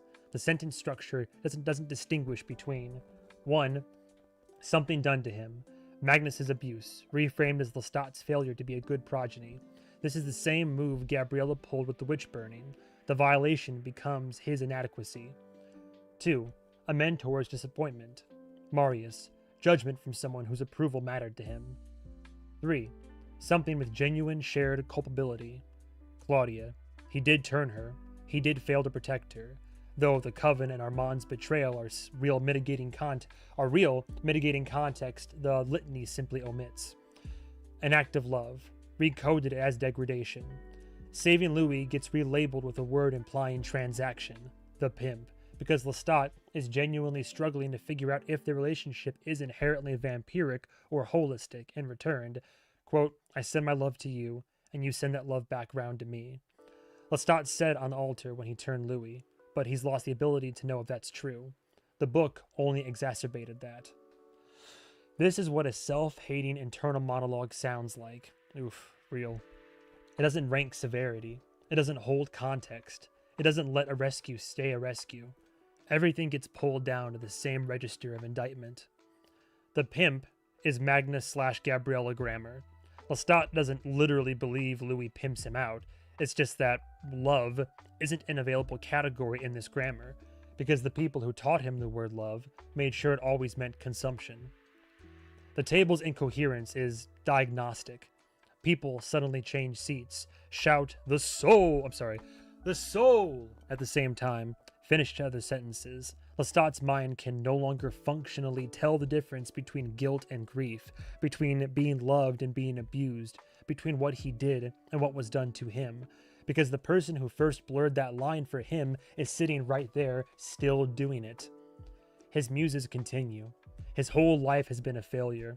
Lestat can only laugh hysterically. He flashes to Alex, watching as his head is cut off. Louis on the balcony before he murdered Lestat. Everyone must hate him as he hates himself. How could anybody ever love you? He sings every night, and the show reminds us by cutting to a shot of him singing that song. The negative self-talk increases as his muses call him names. Earlier in the scene, Lestat fought, tried to justify himself. Now, that discriminating voice is gone. There's no one left in the room to say, wait, Claudia's death isn't the same category of thing as Akasha blood raping you. The loss of that distinguishing voice, the collapse of these are things I experienced into these are all proof I'm unlovable, is the moment right before death. The law on table kills Lestat by successfully erasing his ability to sort truth from indictment. This is the self-destructive scaffolding he houses his heart in. This is why Lestat can't spend too much time with himself. This is why he hates being alone. This is what he spent the whole season hiding from us. The alarm goes off. Time to die. But Lestat has a remarkable capacity for enduring. Doesn't he just? Hey, nice little reference right there. He meets a death sentence with a snooze button. By the way, which is very Lestat. By the way, hitting snooze is the first verb Lestat performs in the whole episode that isn't a rebuttal or a flinch. It's a small moment of bathos, 8 more minutes of existence, which is what I figured as well, which was him kind of cleaning on a little bit longer. That's the show telling you what kind of survival instinct Lestat has. He's not built for grand, transcendent self-rescue. He's built for buying 8 more minutes and figuring it out from there. Very true. Then he pulls out the defense mechanism that's kept him alive for over 200 years. Performance, humor, ego. He can't argue the table, so he changes the room. Lestat's answer to a witch burning is to turn it into pyrotechnics. Good show, bit shit, but that's why you're opening and I'm headlining. He switches formats to one where he has the home field advantage. He jumps on the table and summons his audience.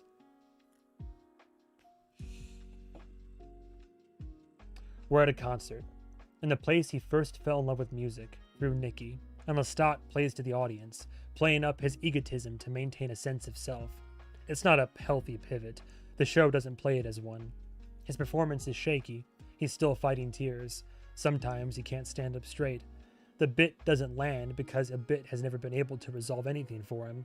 It's only ever bought time. Excuse me. It's only ever bought time.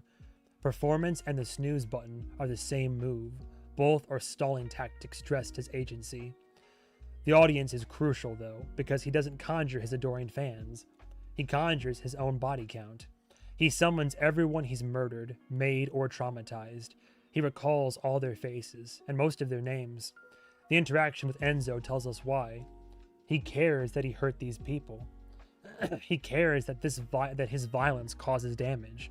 The performance isn't actually an escape from the table's verdict. It is the table's verdict, restaged in a format he can handle. This is him taking ownership. This is him casting a spell. That's why, quote, at least I attempted something, doesn't hold. It's the ego defense reaching for its usual material and finding it inert, because the whole crowd he's built out of his own casualties won't ratify I tried as sufficient.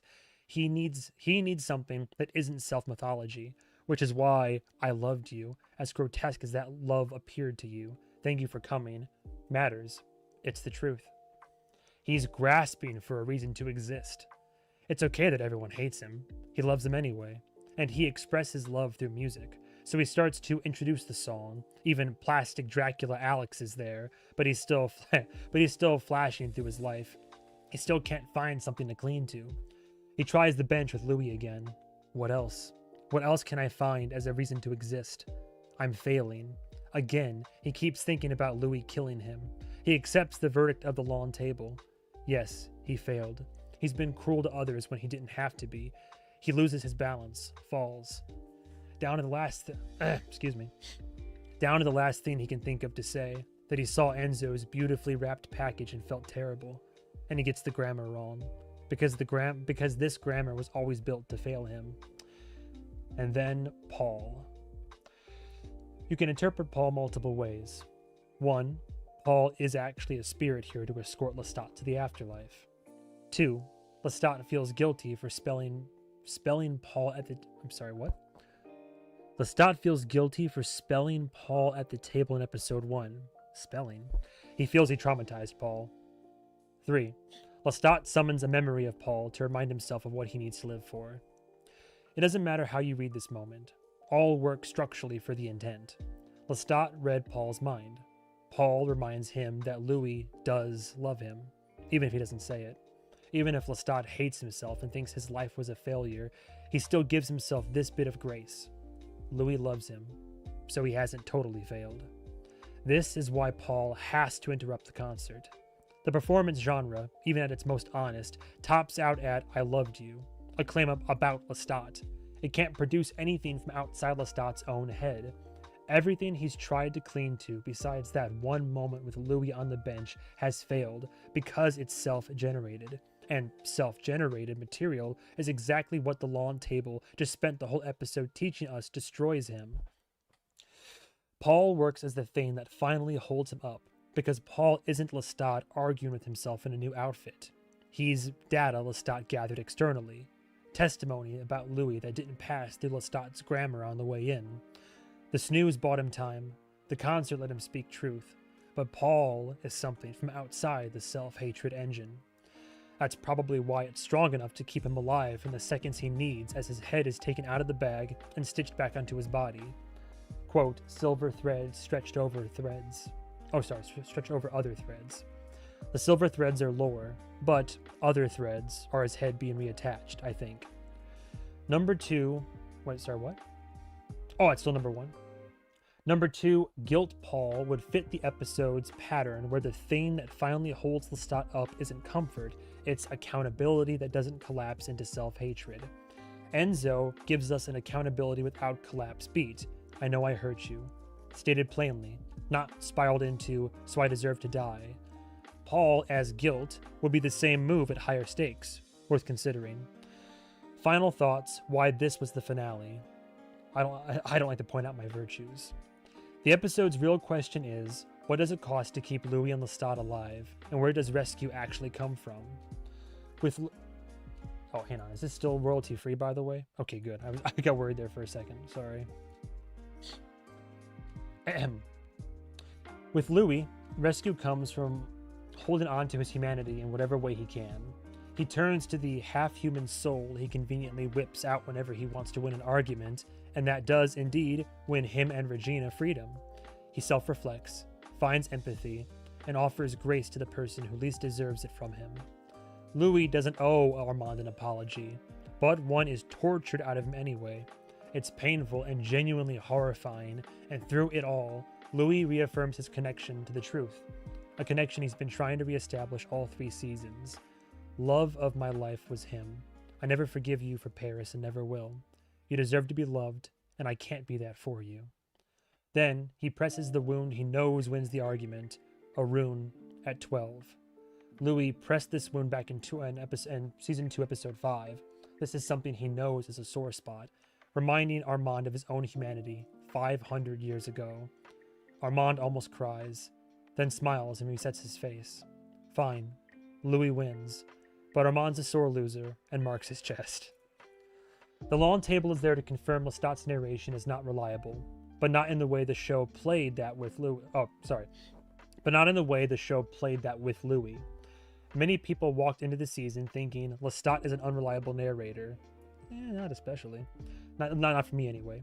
Means he lies to make himself look better. The lawn table inverts that. His internal voice is unreliable because it's been trained to make him look worse, to flatten every category of harm into proof I deserve this. That's an intentional reframe of what unreliability means for this character. That's the show telling the audience it isn't uninterested in is Lestat a good guy or bad guy.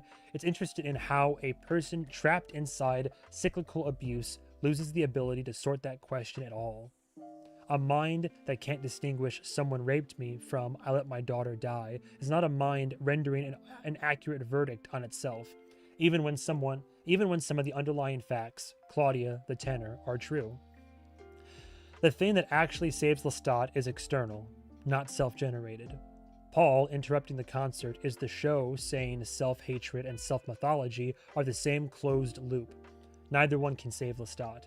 What saves Lestat has to come from outside his own head.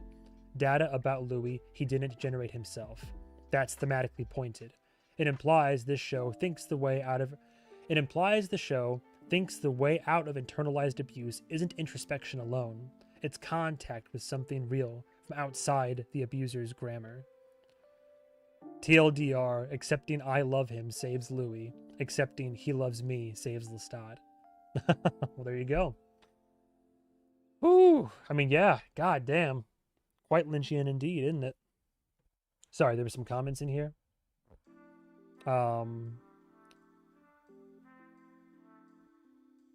it was very well written. There were a couple moments, I'm not gonna lie, I get caught up in reading sometimes, even like just the dramatic weight, behind that. That was a very well put together piece that actually, like, a couple times I genuinely had to clear my throat, but there was one time where I'm like, oh my god, it's like just the reliving the episode through this kind of like emotionally triggered for a moment. I was just like, oof, damn. What's this in here?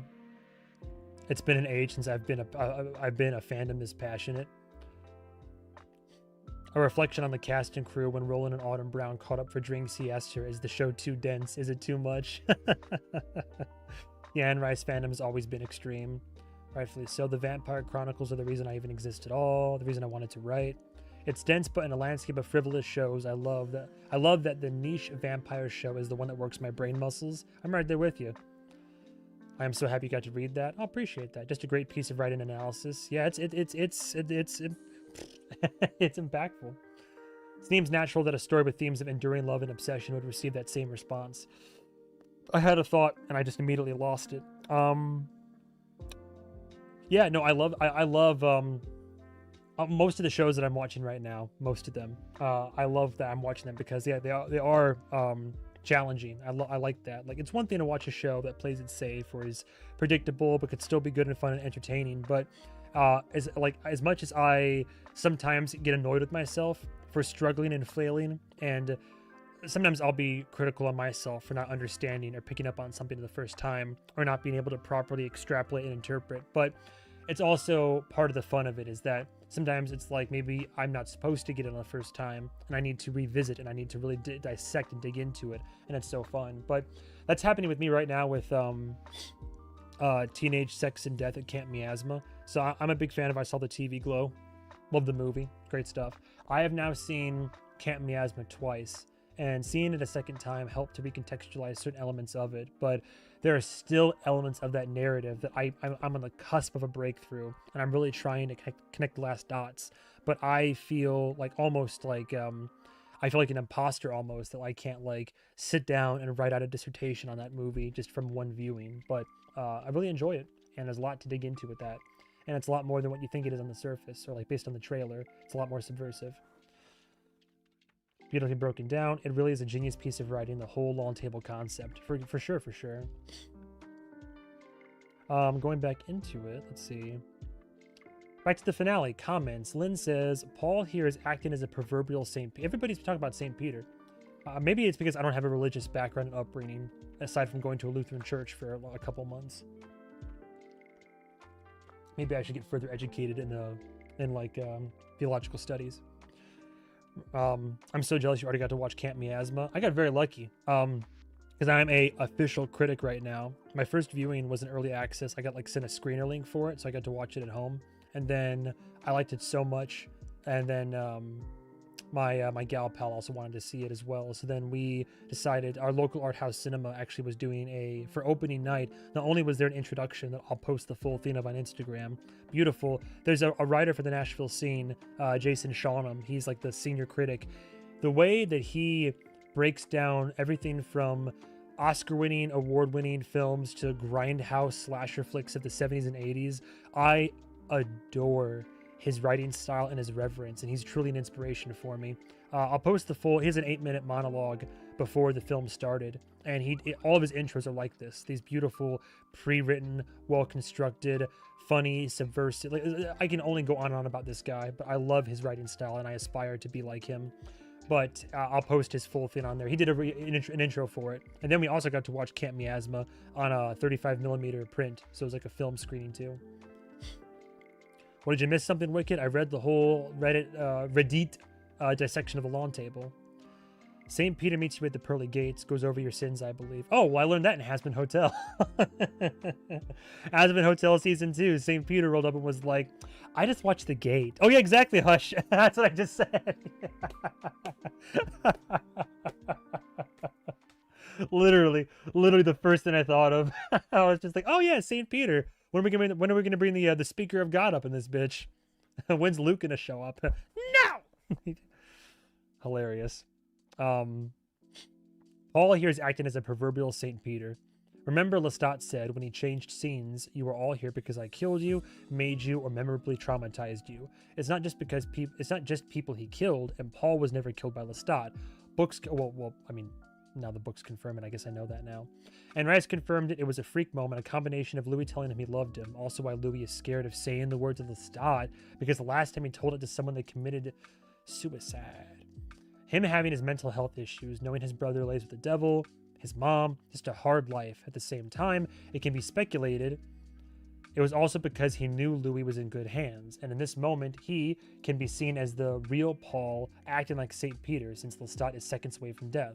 With all Lestat has done, there were good moments too, and Paul saw them from heaven. This also implies, even though Paul committed, he ended up in heaven, unlike what his mother thought. Saw those moments, and that's what he meant. Loving Louis how he needed it, in his gay freedom, unrestrained, uncontrolled, like his parents did, unabashed and unshameful, so on and so forth. Now, on the Armand end of it, I can get what they mean with Armand, to be honest, in this episode, and the need of an apology, even though he ungenuinely never apologized himself, especially for Claudia. It's the being used and rejected. Deep inside Armand knew, as from pre-relationship, that Louis was all Lestat, all the time, every time, always, and he wasn't forthcoming about it, as he said in his written notes. The kiss, it was all and all about Lestat. He used Armand as a side chick rebound band-aid, as he used Claudia as a band-aid for his and Lestat's relationship at the time. Very in character, and for a character who was a sex slave since 12, which were his modus operandi of reactionary is be as violent as possible and get his lick back just so he can feel something. And I think Louis knew that, and why I think it's why he genuinely apologized, even thought he could have easily not. He, for the longest, just didn't care about him enough to mention the elephant in the room. Now, of course, Louis didn't deserve any of that, but I can see what the show is trying to say with him there. It doesn't justify Armand in the slightest, but it does put into perspective a lot of things and explains, as is with the show's themes. Because ultimately, this saga has always been about one question.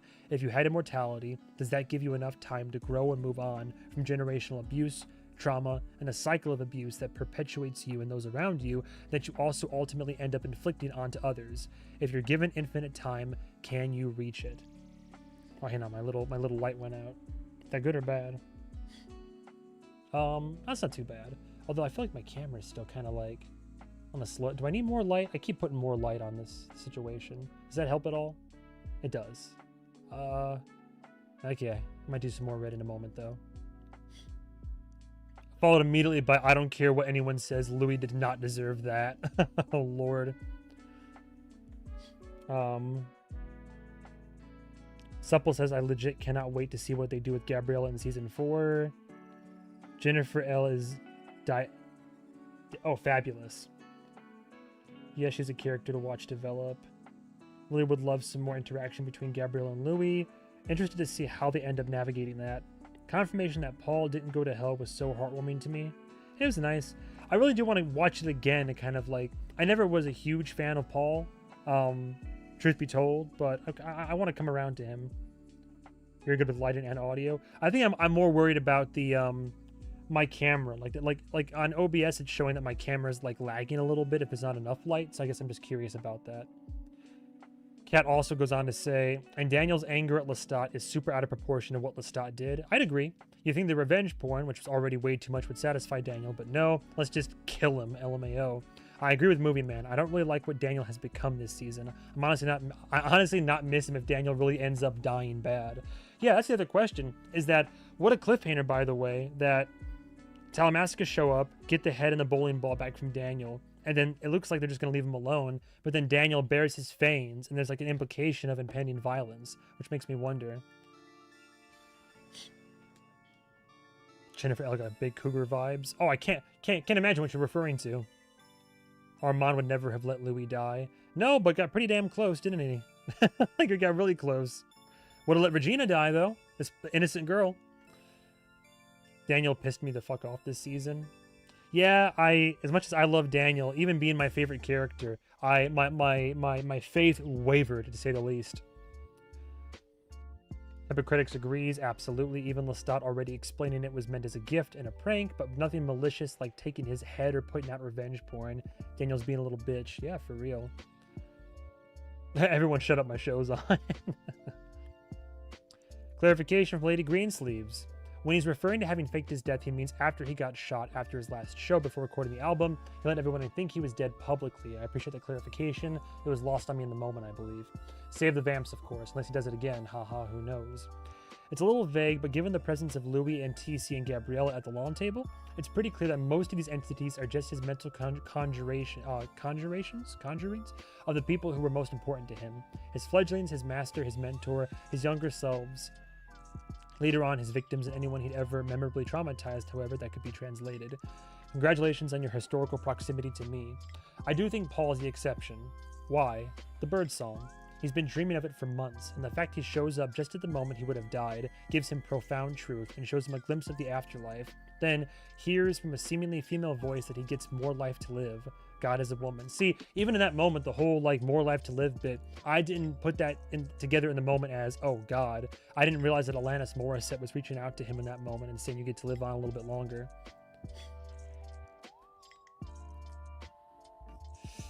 Going back a bit, I think when Gabrielle says, I wanted you to see who they were, while she could mean the priest, I think what she really means is the people of Oven. As we see with the way the young woman being strangled shortly thereafter turns her ire on those who came to watch. You are all the witches. For all her faults as a mother, which were many, the one good thing she did for Lestat was to get away from the place that they both felt imprisoned by. However, her methods were cruel and unusual. The connection between the witches burning, his watching both Magnus and Nikki, and then his decision to put Claudia through the same thing is an awful one, all while his mind is almost casually coming to terms with his mother being as much of an abuser as his maker. The entire concert section is taking place on the street corner in Paris, where he first ran into Nikki playing the violin, and Armando. Just a sick puppy. There's no way around it. He is the gremlin for a reason. Anyone who appreciates Armand and isn't delusional appreciates him as the deranged, traumatized monster he is. The ones who are in denial about it or somehow thought this was an out-of-character move, well, that's another issue for another day. He is the devil half of the devil's minion. On the last shot of the destroyed street, you can see she is the answer spray painted on the sidewalk. Oh, I didn't realize that.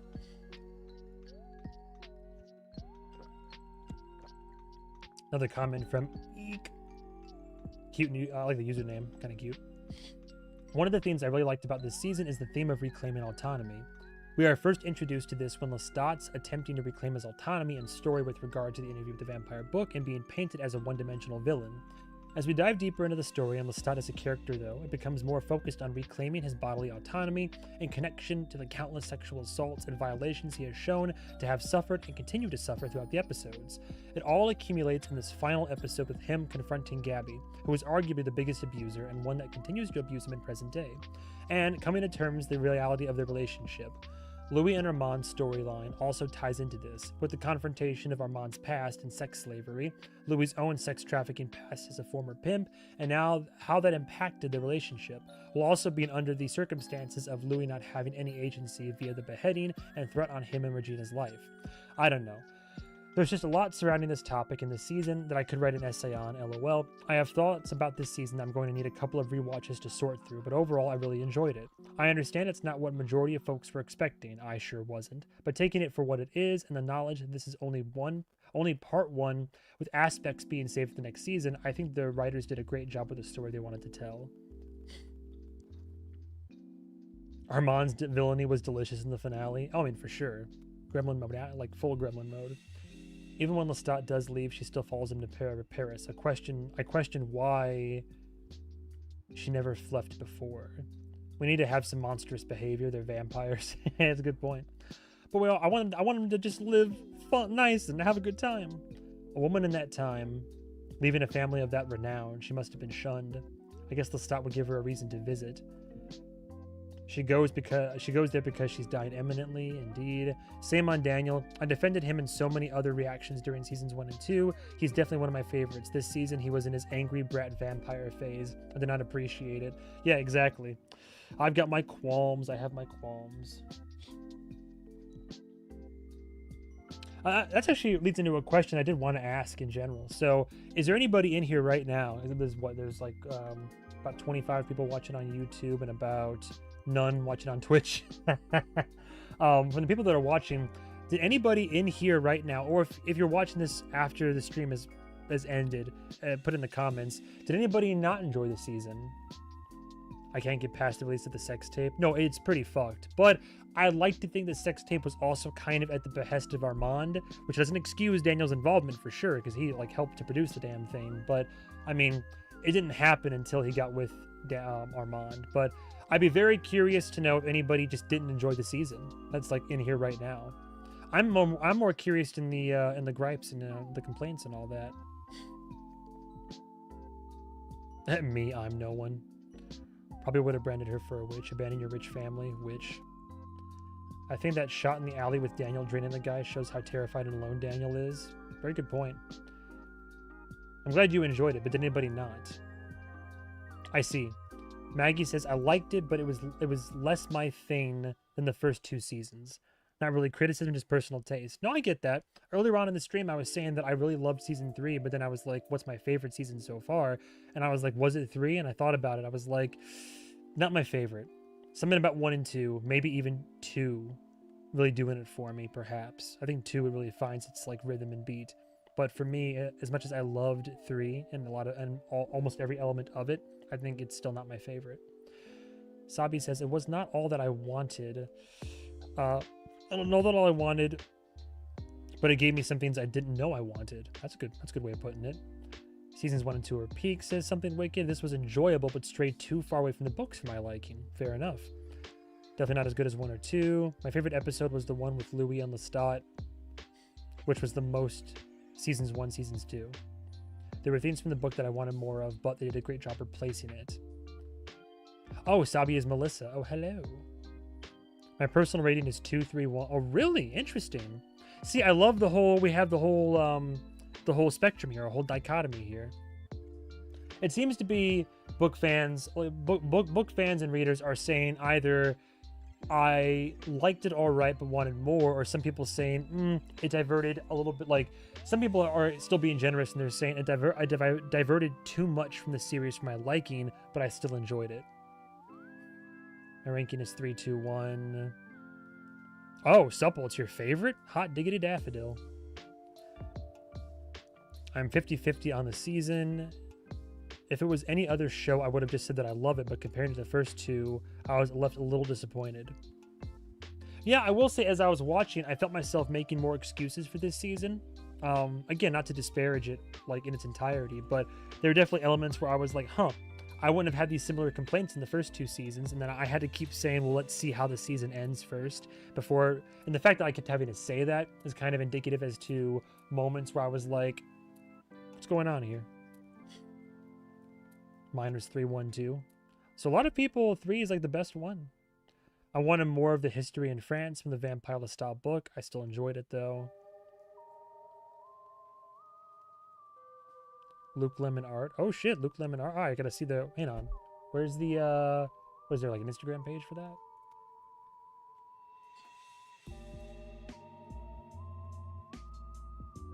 Oh, who's coming to Dragon Con? Richard Jones. Hey, look at that.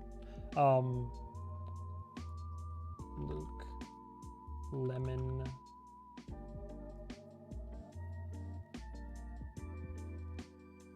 Oh wow. Oh yeah, I think I've already have I already liked some of your stuff? I think. Yep. Yeah, I've already come across your art on here. Oh shit. Word. Yeah, somebody called me out on Patreon. Oh boy. Somebody called me out on Patreon the other day because more people are following me on Instagram now, and I'm read all over. Oh no, please! How am I not following? Come on, how could I not follow? How am I not already? No, but somebody called me out because they like, you can see what other accounts like, and somebody was like, man, I think Movie Man likes the Devil's Minion fan art more than more than the rest of us. I like now I'm blushing. I like Devil's Minion, all right? I like the relationship dynamic. I just don't want Armand to make Daniel a fucking toxic little bratty vampire boy. Any more comments in here? Delaney and Seance and mid-season finale. Oh yeah, remarkable stuff for sure. Sam in an episode. Every episode is everything. Loved Sam Reed performance alone was astounding. That's as a book reader since I was 13. I'm now 50. Damn. Not to the 50. I meant to the time and the. You know what I meant. I'm sorry. I wasn't trying to say. You know what I mean. I'm sorry. I wasn't trying to. I have criticisms like the first two, but I loved it. I see Interview with the Vampire and Vampire Lestat as different things. I can't really rate them as when I rewatch my opinion. I loved it. I don't know what my ranking of seasons would be, honestly. I actually think rewatchability wise, it's currently my top. Yeah, I'm rewatching right now. Sorry, I didn't mean to bring attention to the account. No, I wanted to bring attention to the account for sure. Yeah, no, everybody, please give him a follow. Please give them a follow. But I say I've only liked and seen I think the one right here. This is the one that came across. So that's crazy. Before you showed up in the chat right now, this one just came across my feed naturally, and I loved that one. Oh, the young and old Daniel. I love the one. The golden lighting is a really nice touch. Oh, of course, with the ear and yeah. These are incredibly nice. Yeah, everybody, please again follow the page. Luke Lemon _art. Love the work. I wonder who their favorite characters are. I couldn't tell you. Oh shit, like tarot card. 7 of Swords. Have you done a full tarot series? That'd be interesting. It's like the music is perfect for this, by the way, because it's like lo-fi vibes, like some of these. Armand. Oh no. Well, you know what? If you want some extra loving. Oh my god. Yes. Yes. Yes. Yeah. You think you got the moves? I got the moves. I got the moves. It's amazing. Yes. Oh my god, one of the best parts about Talamasca, Guy Anatole, the Talamasca's best agent, and this doomed, what do you call that? Doomed Yuri, doomed Yowie. What is it again? Doomed Yowie with Jasper.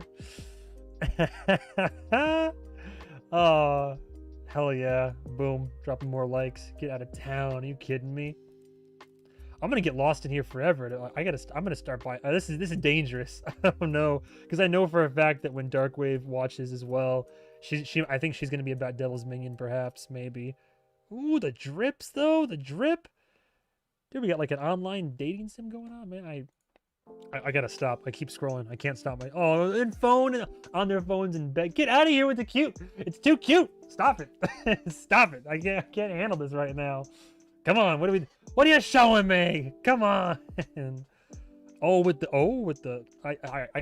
gotta cut myself off. You know, get me out of here. Get me out of here. Get me out of here. Oh my god. Sorry, I gotta catch up on the comments right now. Fucking god. That's amazing. I'm so glad I scrolled. Guy Anatole. I love the idea of Devil's Minion. I like the original chapter. I don't know if I'm totally on board with the show yet. I want to love it though. The best way I can say is this season didn't have room to breathe, and I don't mean the tone pacing change that was appropriate, but the plot events and story development. I agree.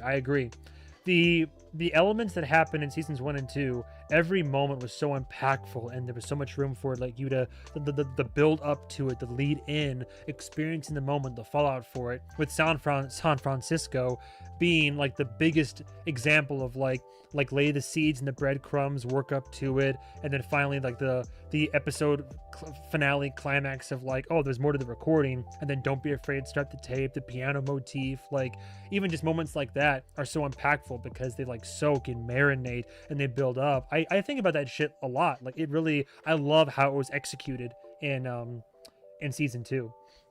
But yeah, there are still impactful moments in season 3, but I agree that it's not given the, while I enjoy the frenetic pace and there are moments where it kind of settles down a little bit in pacing, I do think that it would have been great if these moments did have more room to breathe and to be all the more impactful.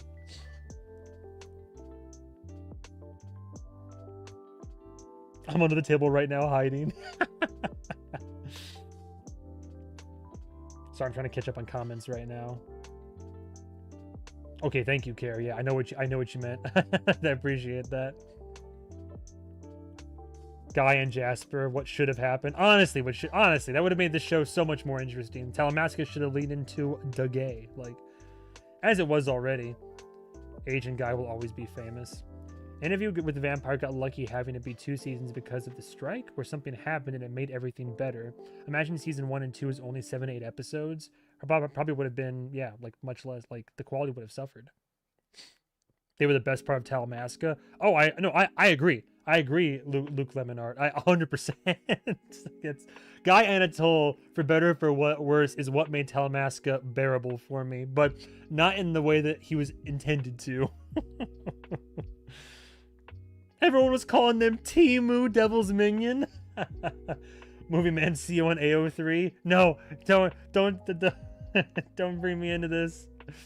I definitely ship it though. Jasper was the only thing good in Talamasca. Lord. It was really good. Its biggest failing is that we are comparing it to the masterpieces that are first 2 seasons, to put it differently. And actually, it's cool that we got something so different. Timu, Devil's Minion. Actually, it's cool that we got something so different. If the season wasn't what it was, we would get biggest fan or big boss of the failure. The show, oh, I see, or the failure. The show could have done the same thing with the same vibe for 10 more seasons like other shows do, but it did a risky thing and I love it for it. No, I like the tonal shift for sure. I think it's apropos, it's fitting. It gives Lestat more identity as well. No room to breathe in Lestat's head. Yeah, for real, for real. Talamasca is such a missed opportunity. They should have had Jessie be the main character and had David Talbot as her mentor recruiter. Movie Man doesn't know who these characters are. Oh, what characters? I know about David Talbot. Well, good. Whatever I read, I didn't clock it all the way fully, so I won't worry too much about that. Man, can I just give one more shout out? Once again, follow them. Please do.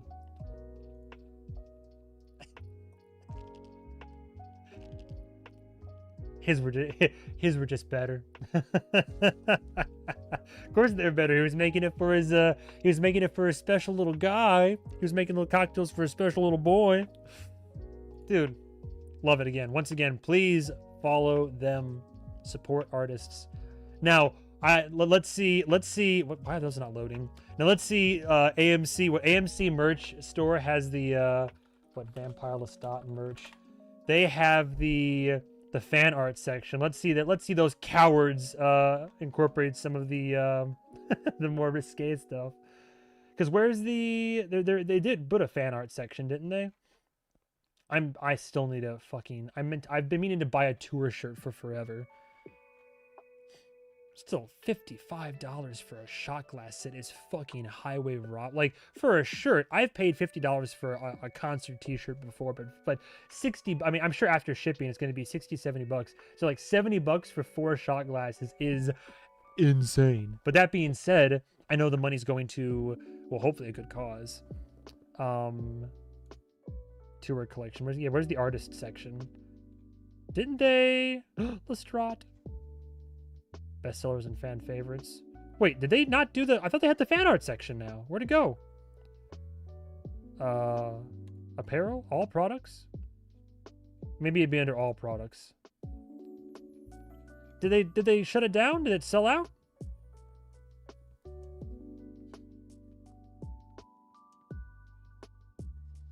The team that did Talamasca definitely didn't read the books. LOL.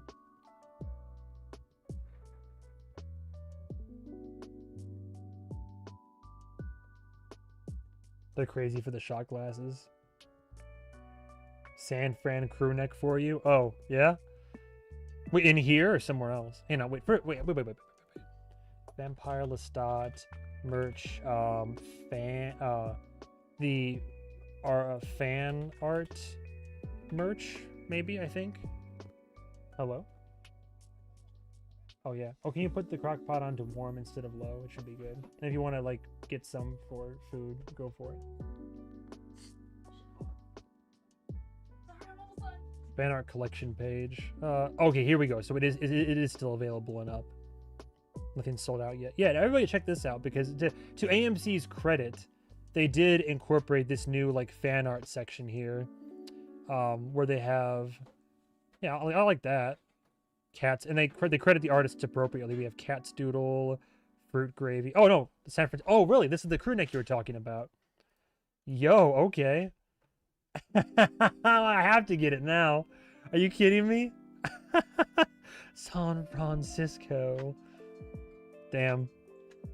That's funny. 40 bucks for a crew neck's not terrible either. Okay, actually, well, damn. I might actually get that one. I own the night.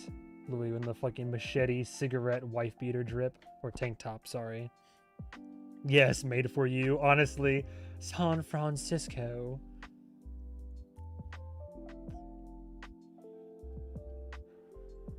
Very nice. So I do appreciate, because a lot of people online, whenever AMC would post there was new merch available online, there'd be people in the comments that were talking about like, oh yeah, but where are the artist made submissions? And you know what, sure enough, they listened, so good on them. I like that. I like all these so far. There's some bundles too. A San Fran bundle perhaps. What's this one? Fan artist bundle. I'd love to zoom in. Can I not zoom in? Will you do the feign thing? Oh, Lord. But if I recall, when it first went up, I thought it was a little bit limited. But no, it's a decent little selection of things here. Scream for me. Nice. I like the failures one right here, too. Again, fruit gravy. Sticker sheet. Yeah, I gotta get the... do I do the t-shirt or the crew? If I do... See, that's the tricky part. If I do the crew neck, I can only wear it in colder months, and I live in Tennessee. If I do the t-shirt, I could wear it more year-round, but something about the cozy crew neck kind of fits a bit better. I don't know. I'll deliberate. Yeah, I gotta grab some merch after Dragon Con. All my money I'm saving right now is for Dragon Con and paying off debt, but we won't talk about that. Buy all the things. Yeah, don't. Yeah, that's why the good Lord made Klarna.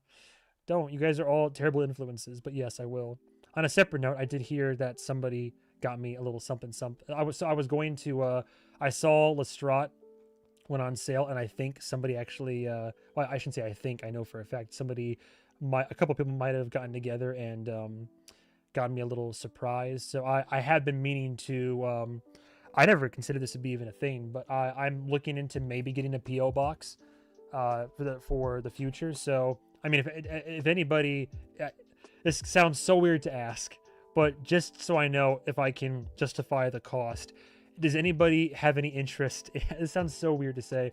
Does anybody have any interest in sending like letters or fan art or like any type of if anybody ever, I'm trying to say, if anybody wanted to send gifts my way, which is completely unnecessary but is much appreciated, of course, then make yourselves known, because I'm looking into getting a PO box. I need to know if it's going to be like a temporary thing or like a permanent ongoing thing, but I suppose people would want to engage in that way, and it is much appreciated. But yeah, I'm very excited to potentially have one of these in the near future, because even the branded merch is cool.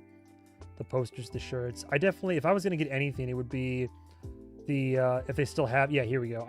I'm gonna get the double-sided Vampire Lestat tour T-shirt for sure. That sounds fun. I live in Australia, so it would take ages to arrive. But yeah. Oh, sick. Oh wow, multiple hands going up. I still want an I'm the Scalpel T-shirt. Nice. I don't think I have enough people on my channel right now, because a majority of the views I get. I have the subscribe. I have like, over 11K subscribers now, but I'm very well aware that like view count is not consistent over all the videos. So I don't know if I like how popular that makes me online. Not very much, but all that to say, at some point I would love to do merch as well. I know that right now, as Darkwave watches more Vampire Lestat, she has ideas for, because she also is an artist, and she has, like, if you haven't followed her yet,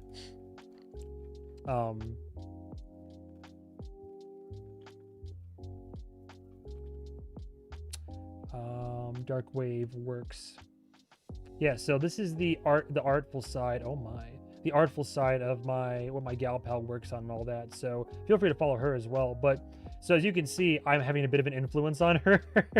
For one, she did my channel art. We played Expedition 33, so she did a bunch of acrylic stands that are all like kind of like tarot card player cards for E33. She came to see Iron Lung with me, so she did a Barbie Simon Iron Lung little collaboration keychain here. She loves Devil May Cry, so she's working on one for Devil May Cry as well. We saw Obsession together, and we're gonna do some Obsession cosplay for Dragon Con. So she also did some like Freaky Nikki right here, etc., etc. All I had to say, as she's watching more Vampire Lestat, she has plans for doing Vampire Lestat artwork in the future. So yeah, on Death Stranding right there, a little BB pod. Because I played through Death Stranding 1 and 2 with her, and then she made a little BB keychain.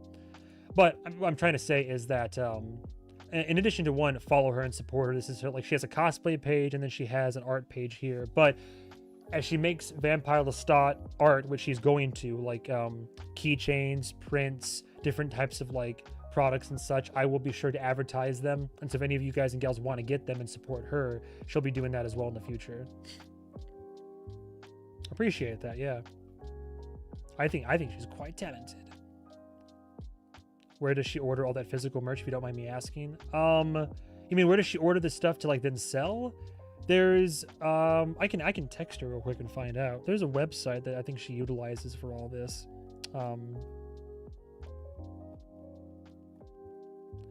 What website do you use to order stuff like merch that you end up selling online and at cons?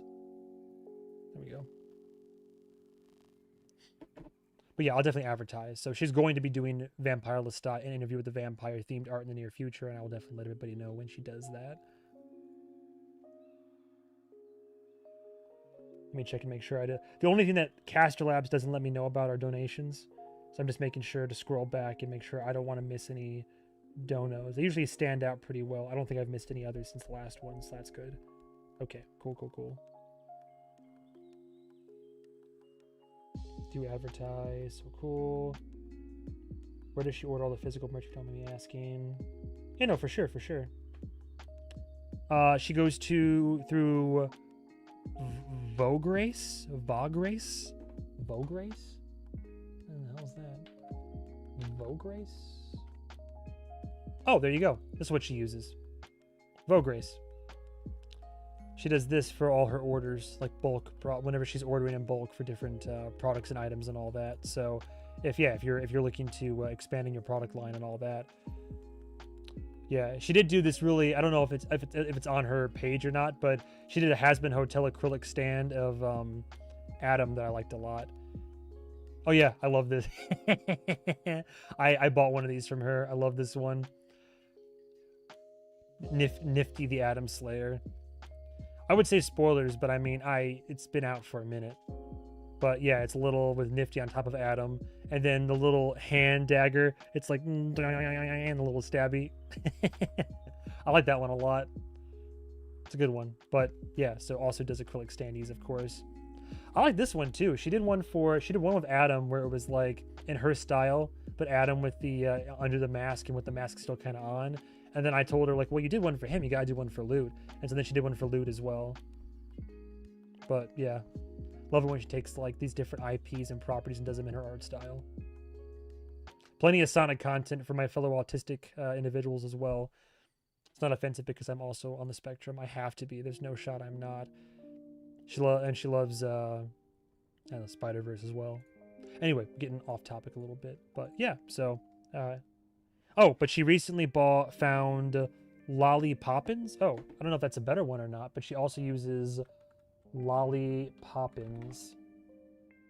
Okay, so she has been using Vograce, but she also found Lolly Poppins here. keychains, standees, pins, badges, stickers, home and living, etc., etc. Cool. Cool. Yeah, step. I agree, Julia. I need the Failures vinyl. They have to put it, like, they have to do it, right? If they put out the one promo vinyl and it's such a, like, they have to know, like, the fact that the season focuses so heavily, the fact that Failures literally is a 50 plus 100, however much it was, I forget, like album pressing, there has to be, like, and it'll be a collector's edition, I'm sure, that'll be like $100 or something, and you know what, I'm gonna buy it. But there has to be a vinyl set for it, 100%. But yeah, I'll 100% advertise on her behalf because I'll probably be buying the merch myself. But in terms of the actual merch that's on here right now, look at the gremlin. I will be getting the tour t-shirt. Would I be buying anything else though?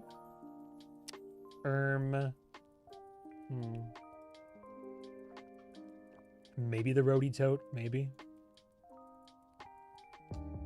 We already have so much art up in our house. Dare I buy another poster? If I bought a poster, it'd be one of the fan art prints. It'd have to be. I thought it was so goofy the AMC logo's on the Spotify album cover. Yeah. They gotta remind you this is an AMC show. Don't forget who signed the checks. Imagine you buy a Failure vinyl and get a random collectible one. Well, if it's anything like, dude, Has-Been Hotel Season 2, and, well, Taylor Swift did it more egregiously, but Has-Been Hotel Season 2 did something similar, where when the... Man, it might be on their Instagram page, actually.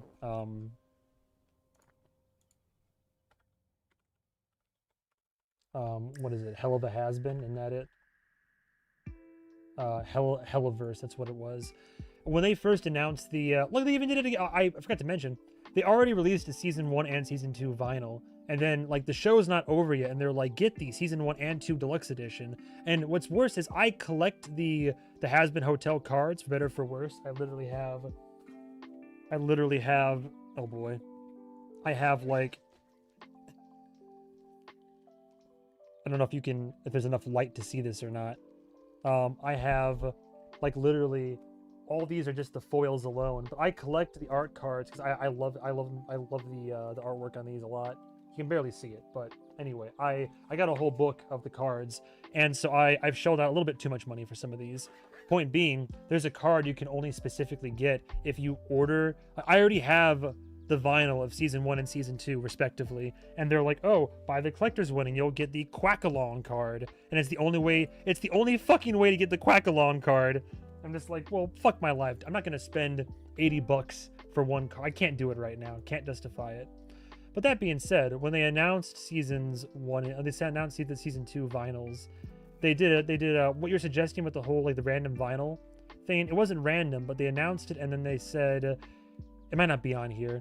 They basically said, it's the vinyl's the same, but the color and the design, based on what retailer you buy it from, it'll be different. So I ended up buying it from, like, see what I mean? The Vox Tech kind of splatter right there. That was the Amazon exclusive lenticular right there. But that's how they get you. Yeah, this was it. So when Has-Been Hotel Season 2 put out their soundtrack announcement, they said, oh, store exclusives, the red, they have one for Valentino, one for Velvet, one for Vox. The one I ended up getting was the Vox Tech Splatter, which is an indie exclusive, so I had to buy it from, like, a local, like, privately owned record shop. But yeah, they're like, oh, here's the soundtrack, and we have 1, 2, 3, 4, 5 different variants of it. And then they put out another variant with the Vox lenticular afterwards. So, to your point, I mean, they're pretty, don't get me wrong. Oh, the cards? Yes, buy something. Type in your payment info. Yeah. I got to be careful what I'm looking up right now.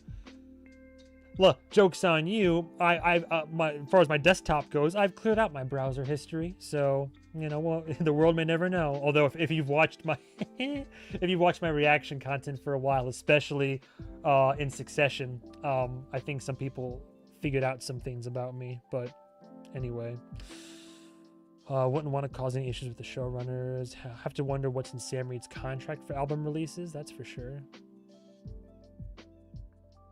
I've wondered the same thing. Doesn't he get paid as the artist, or does the money go to AMC? Daniel Hart. Oh, good question. I mean, he's performing the music that's written, right? So if he's a performer, I'm sure Sam Reed is being paid for the performances, and perhaps he gets. But then for the music, right? Yeah, it's a good question. I think he would get royalties, would he not? Like Daniel Hart would be credited as the composer and as the lyricist and songwriter, as would perhaps, you know, some of the other writers, or maybe even Roland to an extent, Rollin.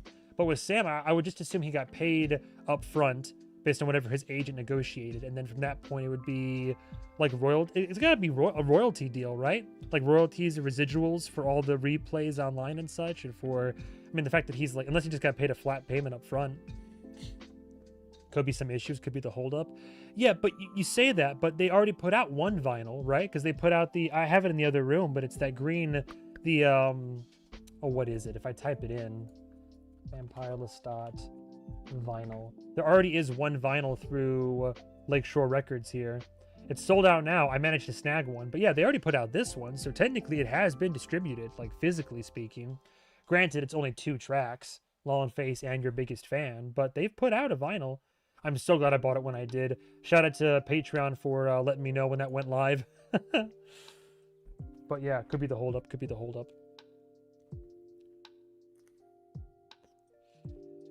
But yeah, if I bought any posters, it would be...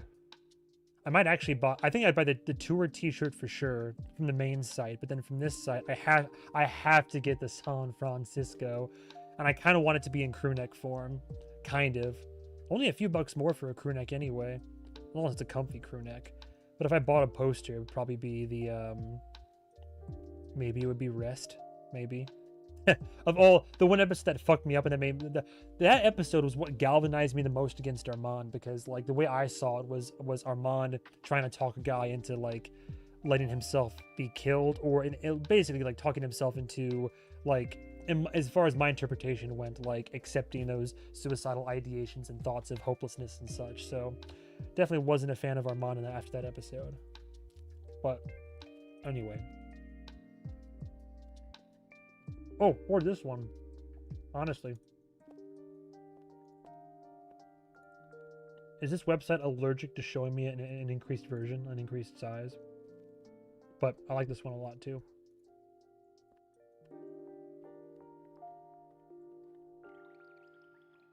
Oh, did I say the wrong name? My bad. Yeah, Daniel.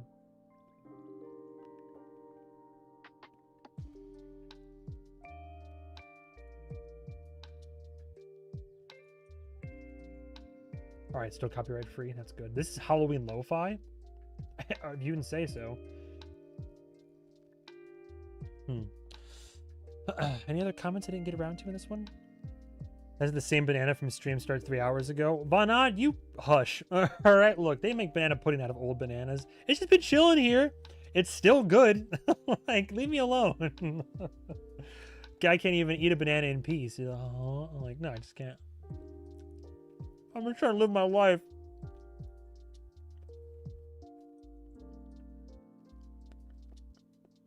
Oh, I appreciate that.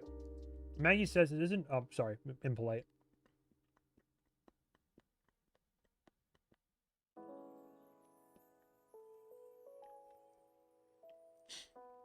Maggie says it isn't Vampire Lestat related, but just wanted to validate you on that loaded heated rivalry comment. Using painted nails as a derogatory descriptor while also enjoying a progressive LGBTQ+ show is very odd behavior.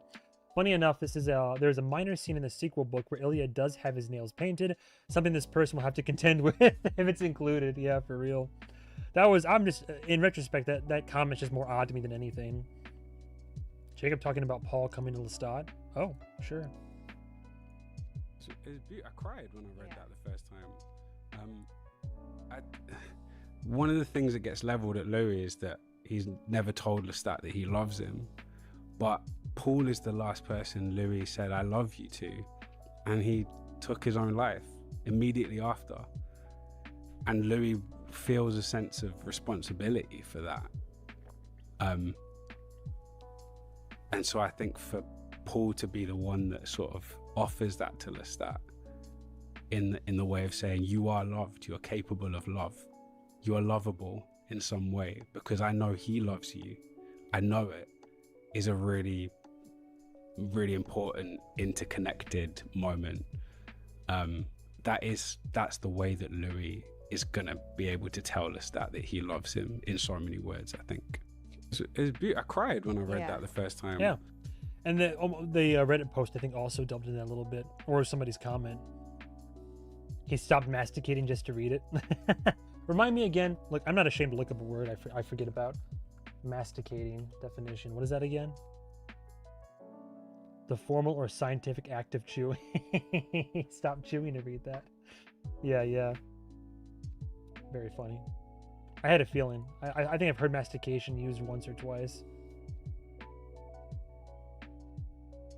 I would imagine Sam is probably getting paid in a similar way to a Broadway actor on a cast album. Not that I know how that works either, but that's my assumption. You should watch that Collider interview. He did 2 for them. Oh, there's how long are the interviews? I'm not sure if I have time to go into them right now, but I can like look up for the future. So bright.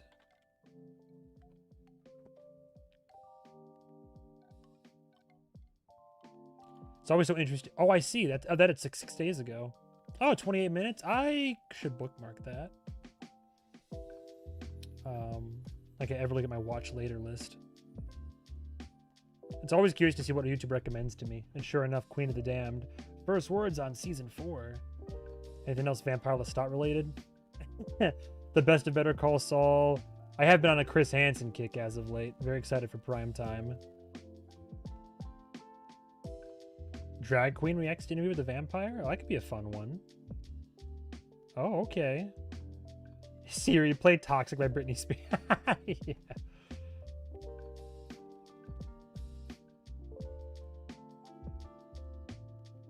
Hello? Auditioning for this, what was the moment in your audition? I mean, this is a room of actors, so everyone's been on an audition at some point where you knew, like, I got this role. No, I don't think. Do auditions ever work like that? Like, you know, it was so weird. We did it during COVID, so it was. I never met a single person in the flesh until I arrived in New Orleans. They hadn't even seen me in person ever. I remember Roland Jones calling me at 4 o'clock in the morning because I was in Australia. Calling me at 4 o'clock in the morning. I was like, "How tall are you?" Have a good night, Carrie. Thanks for stopping by. And I was like so terrified to answer because I was like, oh my God, you know, whatever. But yeah, we did Zoom or chemistry reads, Jacob and I. And so we were testing with other actors via Zoom, which was just so horrendous. Sorry, shit. You were auditioning for Zoom or chemistry reads, Jacob and I. And so we were testing with other actors via Zoom, which was just so horrendously weird for getting a chemistry reading. It was lag and it was but Roland was calling me and Jacob because I think he knew that we were our favorites to play the role through the process. So he was calling me and saying like, keep going. I know this is hard. I know this is weird. Like, so that gave me a little bit of hope because I did all of the auditions at like 4 or 5 in the morning, you know, because I was in Australia. So yeah. You were auditioning Nice. It's cool to watch the behind the scenes stuff like that. I'll do reaction videos for the Collider stuff at some point in the future too as well. Yeah, thanks again, Carrie, for coming by. Because I know how tall Lestat is supposed to be. Oh no, he's gonna start scrolling shorts. I know, I gotta cut myself off. I can't do this the rest of the night. Honestly though, this is kind of what I like them like these. Every time that I've ever done a retrospective stream or a prep stream for a show, which I've done a retrospection for Succession as a series. I've done a stream for prepping for Severance season 2, prepping for Lestat season 3. And now a retrospection for season 3 and the show as an entirety. It always starts as, oh, I'll go in and I'll read comments, and then it ends up, I kind of like this vibe more of just like ask and answer. People ask me what I thought, I ask them what they thought, I kind of go through. This is the time of any time where like if you're ever throwing random little suggestions my way for like quick reads or clips or anything that you've wanted to pick my brain on, or we can dive into that's like short form conversation. And these end up just evolving into like a chill hangout, basically. I love this shit. And then people can like watch it back later and then put my ass on 1.5 times speed on their commute, which is, I'm not saying that derogatory either. There was a comment earlier I thought, love Sam's voice. Somebody said, I'll hop in with my Broadway knowledge. Each performer gets paid a week's wages for 1 day of work on the cast album, and they record the whole thing in 1 day. Oh, well, that's kind of wild. So Broadway actors don't get royalties for cast albums. Interesting.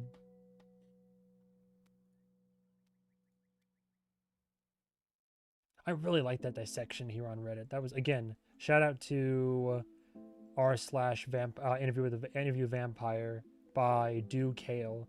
It makes sense you're a top 1% poster. That's like crazy work. Oh, excuse me. Valerie says, Armand isn't really a mastermind in my opinion. He's just very innovative, or evil, and good at improvisation. I think he likes to keep a lot of little contingencies in place, so he always has an escape route. He's not thinking 5 steps ahead, but he has 5 different options for his next step that he's readied ahead of time. Imagine for a moment you are 500 years old, recently single, and not sure what to do next with your eternal life. Why not take a little time to find someone who looks just like your ex's daughter and introduce them? She'd be so useful for driving him crazy, or maybe you could lure him back to you somehow. Worst case scenario, you can always kill her just to hurt him. A very useful tool. Ooh, Lord. Hypocritic says, not a mastermind, just innovative, evil, and good at plotting options ahead of time and improvisation. Me thinks we have different definitions of a mastermind in this context. In chess, a chess mastermind is one who has planned for every contingency, 5 steps ahead for 5 options. I think that's Armand, but I think he made a mistake. You come at the best, you better finish the job. Lestat is the chess mastermind, and any chess master can lose one game when they aren't paying attention or are overconfident. Yeah, no, Lestat wasn't paying attention on the park bench. Armand better be planning a contingency for Lestat's comeback because he doesn't stand a chance against Lestat. If Lestat decides to take vengeance, in my opinion, one does not mess with the Brat Prince unless they are overconfident. Maybe this does suggest that he isn't a mastermind after all, because surely he knows there will be repercussions, and rightfully so, unless that's what he wants.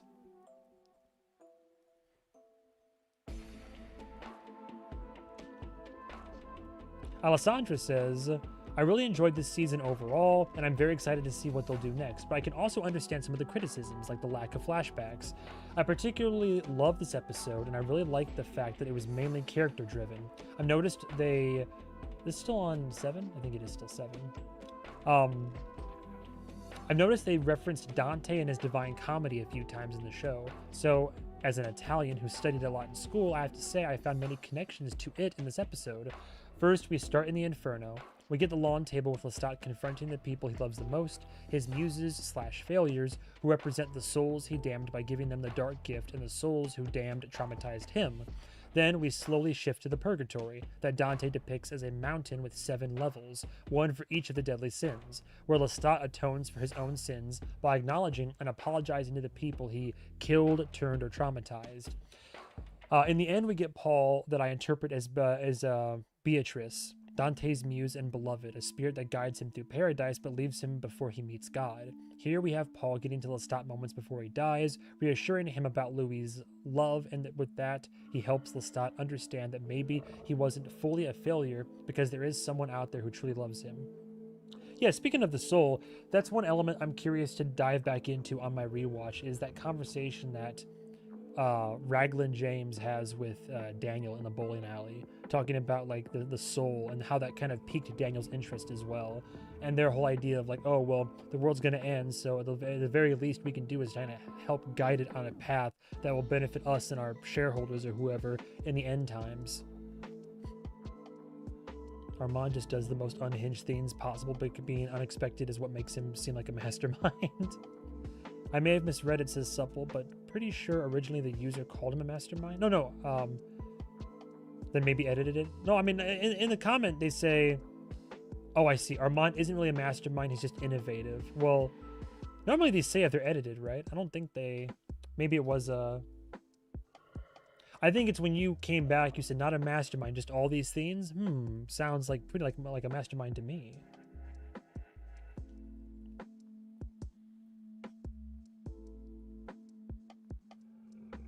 Yella says it's all over now. It's all ogre now. Armand, yeah, my baby has a few special interests. When Rollins said quite seriously last year, you're getting the full gremlin, I was worried, and I'm really happy with how they handled it.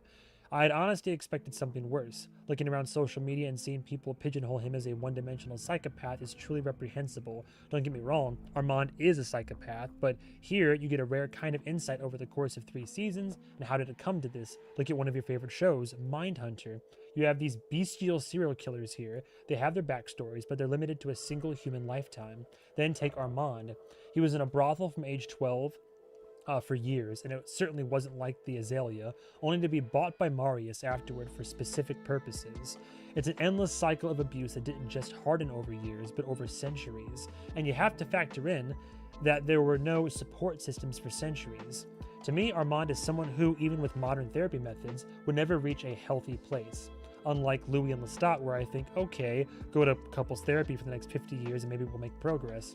Does that justify Armand's actions? No, but psychologically, he's in a different league, one so profoundly altered that to him, his actions feel right and devoid of remorse. And that's despite knowing he's causing harm. And Assad's brilliance was jaw-dropping. I mean, they've always switched between accents, but the way he flipped back and forth here, from Armand's accent to a full-blown British Regina accent, was magnificent. The final part where Louis apologizes hit me hard, going to the Arun plane and speaking with him. Phew. That's something that needed to be unpacked. You also have to factor in when in the past they visit this plane. It's extremely interesting. Furthermore, the reaction you have to Lestat regarding his failures is pretty much the same as mine or anyone's regarding Lestat in The Vampire Lestat, the book. He describes all the events that unfold and flagellates himself, and you keep thinking, come on, yeah, but just look at the circumstances. That shows that the series works. Even if it doesn't present the book's events in exact chronological order, that's always what I mean when I say they've captured the essence. And by the way, Paul totally got me. So did I hear someone say the season wasn't perfect? I've got my eye on you, movie man. Jokes aside, you feel like the back and forth is missing. Watch the season again, you'll get it. You just have to listen closely, ideally without distractions and with a bit of a buzz on. Oh, yeah, good point. Even though it's not a conventional interview, you get some really sharp back and forth moments in episodes 3 and 4. Lestat even says, I am not Louis de Pontdulac, and that's the key point. You have to work harder to follow it because we're no longer sitting in a quiet, controlled space. And more importantly, the person being spoken to isn't Louis or Armand, it's Lestat. For me, one of the most rewarding aspects of this whole series is how it constantly evolves, perspective shifts, and the script becomes increasingly dense and layered. I'd start to get bored if we had to set up similar to the first 2 seasons. I mean, agreed. And please don't get me wrong when I say this. Sometimes things come across the wrong way in text, especially for non-native speakers.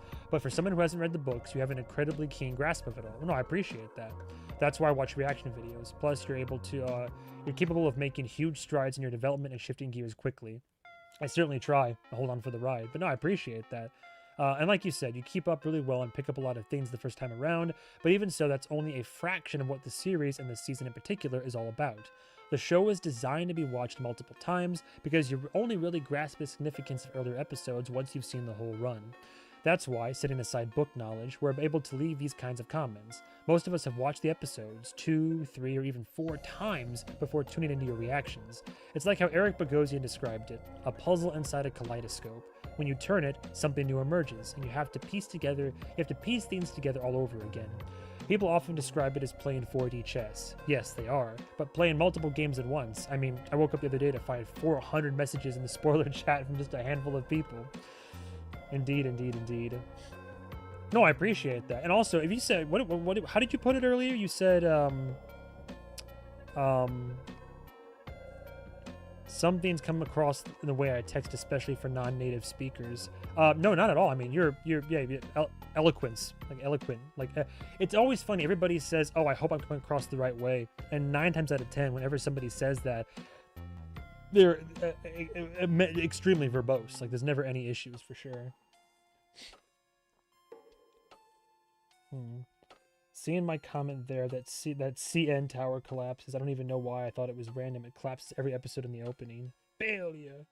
Yeah, I noticed that on a rewatch. There's some stuff. There's some stuff that I have to comment on my rewatch for sure. I even went into the show again thinking like, what could I possibly add to it? And literally, I'll give you a sneak peek. Um, over the course of actually, you know what? If I was smart, I could save myself some recording time and go over my second viewing thoughts of the first episode now and clip this, and then I'll be all set for the edit. You know what? So yeah, I had 2.5 pages. So yeah, for the first episode anyway, Vampire Lestat, rewatching it. What did I say? Yeah, the airport hanger. So there's some things. There's a lot of things I didn't clock on my first go around that shockingly I'm like really fully recognizing now. So I put in here, post-apocalypse is how the show starts. We're in the future. How much of the world's affected? We're at an airport hanger. Why? Also, I forgot the fact that it's an anonymous auction. And then again, they mentioned songs, like they mentioned that out of all of his recordings on the album, one of them was a song, "The Cycle of Baudelaire." Thought that was interesting. What else did I put? So I said the auction had the soul, and him. Auction has failures and blood. I forgot about the blood. I was surprised that Ragland had no interest in the blood, though I think of it as a though I do think of his episode 7 monologue for sure, is what I put in my notes. But I was surprised Ragland didn't have any interest in the vampire blood, but it wasn't until the historical aspect came into play that he then turned on his heels and reapproached the auction. I like how I noticed little things like a smirk from Armand during the bidding as him and Louis start to financially duke it out. Again, just him just kind of being like, like the whole thing. Hush says, I thought the same thing when I watched the uncut. There'll be nothing for me to left to comment on. Nope, wrong. Yeah, 100% I was proven wrong. I forgot. So the shooter, right? The shooter that ends up like trying to gun down, well, not trying to kill him, but prove a point. But what's funny to me is that I'm curious. So in episode 1, the shooter is there in the audience, and I know that he eventually finds the real Lestat out back, not being fooled by Yarda. And it's like, I know what you are. But I put in here, he seems to be enjoying the song. He seems to be vibing in the concert. But I put in here, is the shooter doing so ironically? I still love the editing style. Oh yeah, I said maybe the shooter was eventually radicalized. Like maybe he started off as a fan and was, I know you're real. And then started to come along to a thought process of, oh, he's real and I know it. But maybe that's not a good thing. But yeah, he's in the crowd. I put in here, Larry's been hated on since episode 1. Poor Larry. I still think Salamander's casual blowy in the makeup room was hilarious. Regarding dialogue, I love all the little asides just in general. Just it's a mile a minute, and I love all the asides from Lestat, from people that are nearby. All the dialogue is like sharp. It's like funny. It's relevant, prevalent, etc., etc. I really noted Lestat's yearning while texting his mother. I put in here, Daniel is in fact in denial regarding his transformational trauma. Lestat keeps trying to throw that up in his face, and Daniel's like, I'm doing fine. And like, no, Daniel, Danny boy, you're not. I said, funny, when pressed for an interview, Lestat starts waxing philosophically. Yeah, perhaps another part of his defense mechanism. But yeah, whenever when he finally comes in and Daniel's like, oh, the Contessa, and like he's doing the whole back and forth, every time that like Daniel really puts the screws in and tries to press him for an interview, Lestat's like, but what is the world? And world drawn to their phones and the ideas of humanity in the crowds. Like, again, like what seems like obfuscation that he eventually wraps back around to a overarching point and then like delves into it all. What else did I put? Funny how he only met the band out of drunken rage. That's pretty funny, yeah. After the book came out, then he got drunk and started like criticizing it, and then he only got worked up enough to like go over and say something, do something.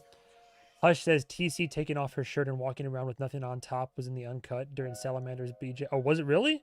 Oh, I didn't notice that. In the same scene? I'd go look at it right now, but for obvious reasons, I don't believe that I can. Daniel's arc from... I put in here Daniel's arc from season 1 into the beginning of season 3 is interesting, episode 1.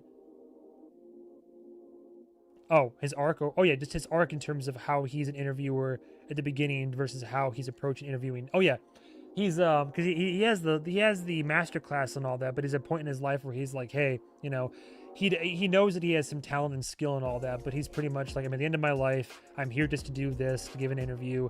So be it. We'll see what comes of it. And then by the end of it, I just want to live. But it'd be cool if I had a book too.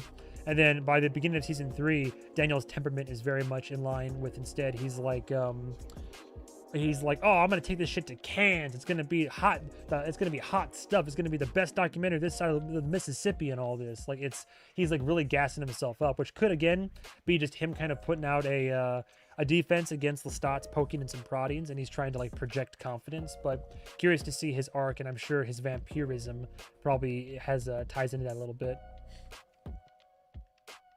I put in here that in episode 1, make more, funny enough, came from the telepathic vamps, because I thought the make more mantra was what they wrote in the song and something maybe Gabrielle then like latched onto and helped to perpetuate. But I didn't realize that hearing all the vampire monologues, one of the things you heard from one of the vampires that liked the music was them saying make more, and I never realized that the inception of it wasn't the song they wrote in the studio, but it was in fact other vampires, the general expressed sentiment.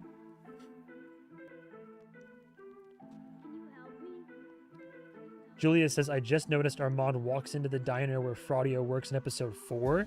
She looks off to the side just as Louis shows her the laptop, and the gremlin walks right behind. What? No shot. Oh my god, I gotta pay attention. Oh my god, the little details. That's crazy work.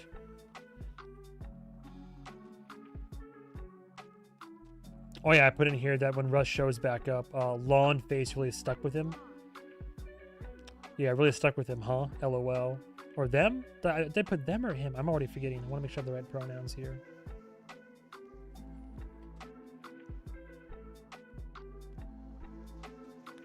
Daniel becomes more of a director this season, not a journalist, following his maker's career path. Oh, indeed. I took pride in the aesthetic of it all. Hello. Oh yeah, I had a question in here. So, I'm curious. Are the early blackouts in season 3, episode 1, are they just from within Lestat's mind? Like the tower that collapses when he's having to go through the Magnus trauma? Or are they actually happening? Because the blackout happens, and you hear people outside react to it. And he texts his mother and says, oh, the rapture is descending upon Detroit because of the power outage. But I'm thinking to that scene when he's driving around and the tower goes down in the background. Oh, that was Bruce's coven? I think Raglan says the blackouts were attributed to Bruce. Oh, that's right. I'll probably see that when I'm on my second viewing of the episodes. Oh yeah, the Fang gang. We are the shadows of the night reborn. Lord. Fang gang. Black Licorice. I said from meeting to performance. Oh yeah, I now clocking that Baby Jenks was pre-drugging herself. Lestat. Oh yeah, I put in my notes simply Lestat forehead veins. His forehead veins were quite prevalent. Oh yeah, the Tooth Team. Ah yes, the Tooth Team. That's right. Russ used they, them. I appreciate the clarification. I feel ashamed for putting the wrong pronoun in my notes right now. They, them. That's right. It's respectful. Ah yes, just like keeping one's dialogue to a minimum in a urinal. Oh yeah, a question that I still have and I'm still curious about. So I still love the moment in the scene where his where his music overtakes him, knocking loose the memories, and so the muses, his trauma begins. But afterwards, Baby Jenks in that scene in the green room out back, I'm still curious, is it actually her? Or is it just a projection his mind and his heart like conjures up, like through her blood? Because it's personalized enough. He barely knows this woman, but he drank her blood. So it's still personalized enough where it has her mentality, her temperament. But the way she talks about things, about what could happen or transpire, almost seems like a prophet. And then she says later that, like, you know, I saw his soul and he saw mine. But I still figured Baby Jenks, like, because he drinks the blood and has all these drugs, this cocktail of drugs within his system, I was like, well, this is just him seeing some shit. I heard someone's. Oh, right, it's her soul. That's right, because he mentions it later and he says, I saw my first soul, doesn't he? That's right. He says, when I saw my first soul. So he sees her soul. So, but then she sees his too, because what he's saying is a reflection of like his own internal monologue and such. I believe Lestat is seeing her soul and she sees his. She was on the brink of death, right? Because she was about to OD. So they do see each other's souls, and so by extension they like see. So it's like a reflection of each other's souls, more or less. That's right. I thank you for the reminder. I completely forgot that was clarified, in fact. And then she said, yeah, and then, well, I think it also is partly her, because then she says, they coming. Oh, they coming. You'll know. So that also, like, implies it's the Fangane on their way to try and kill him. So it actually was her then. Yeah, because she says they coming. Von Odd says, just watch that scene in season 4, in episode 4? It's Louis' it's Louis' reflection in the mirror behind her? Oh, okay. So it's not Armand? After her boss screams at her. I see. I'm not watching it right now, but I'll have to go back and check myself. Oh yeah, I thought it was pretty funny when Lestat refers to the injuries he suffered at the Hotel Dracula. The fact that he says, oh, a broken orbital. And I'm like, that's it? Like, aside from some cuts, bruises, and scrapes and all that, the fact that he only has a broken orbital is pretty impressive. Also, hilarious detail, by the way. I don't know if I can, you know what, I'm tempted to pull it up, but I wonder if I can just find it on my own. Vampire Lestat, episode 1, red carpet. No, I'm not gonna find what I'm looking for. I'm looking for the actual clip in the episode. Vampire Lestat, band, Dracula's daughter, red carpet. Oh, there it is. Okay, yeah, this is what I saw. So rewatching it, I never realized that behind him. So I didn't realize that they were doing the red carpet outside of Dracula's daughter. So the DD is already for Dracula's daughter, but I like how the corporation that Louis has the hotel under is Immortal Properties. Forgive me, I didn't realize this obvious thing ahead of time, but that's just so funny to me. Immortal Properties, so on the nose. Anyway, continuing. What else did I have? Broken orbital. I'm surprised it's the only damage that he really suffered. Dracula's daughter. Yeah, it was interesting how they said, oh, it's the grand-ish opening. I'm like, what interesting timing that this grand opening happened right as he's like going on tour. Then my other question is, and this might be another obvious question, is Dracula's daughter in name a reference to Claudia? Like, does he would he think of her as the daughter of Dracula?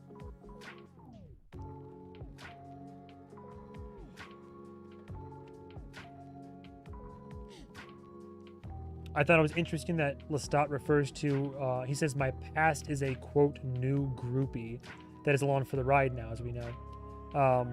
I put in here, Fangane's plot to kill him. I put Fangane's plot to kill him, Team Armand rejoice.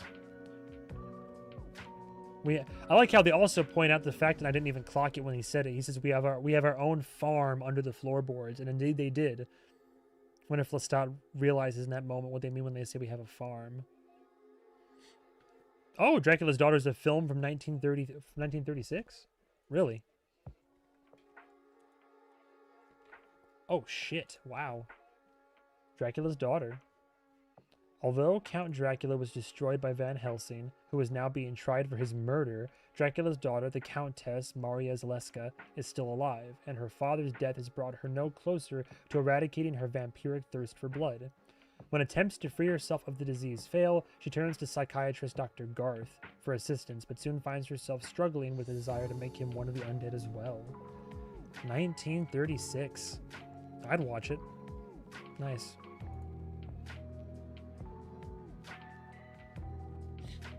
Moving on. Funny how. Oh, I did think it was funny how the Fane-Gain vamps, they mimic each other's pose. At the very least, those two main ones. What we have Russ and we have, I forget the other guy's name, but the fact that they square up together and then they're just like, or whatever they do with the whole like the knuckles, or they just keep on mimicking each other's like movements, like moving together as like a unit basically. The movie has lesbian implications also. I watched it and it's honestly not amazing, but the lead performance is enchanting. Nice. Dracula's Daughter is also an actual alternative club in Toronto that they discovered while filming and wanted to include. Production reason, not in-universe explanation. I see. A vampire bar. That's pretty cool. Have to go there someday. She never even watched the original Dracula until decades later. What, the actress who played Dracula's daughter? Moving on. I put in here. So, blood poisoning. Something. This is what kind of threw me for a loop here. So, the blood poisoning, right? Baby Jenks takes a cocktail of drugs. Lestat drinks her blood. Gets supremely fucked up. But now, during the OD, they mentioned Fareed gave Jinx a cocktail that while she's still, high out of her gourd, it kind of brings her back down. And Lestat is like, I assume they also give Lestat attention and care, but he's a powerful vampire, and he seems severely more fucked up than she is, even after. So I'm wondering, like, did Fareed not give Lestat like the same, or like the vampiric equivalent, or is he just like more prone to it? Or when they say blood poisoning, was there something extra in there with the drugs? I was just it was just interesting to me how even after Fareed's intervention and Lestat getting the care, and like him and Baby Jenks getting the care and all that, I was surprised that he was still so affected. Basically, it just kind of was just like, what? Blood poisoning, something extra. Oh, I put in here once again, I love the music in the entire Fane-Gain Dracula's Daughter hallway fight sequence.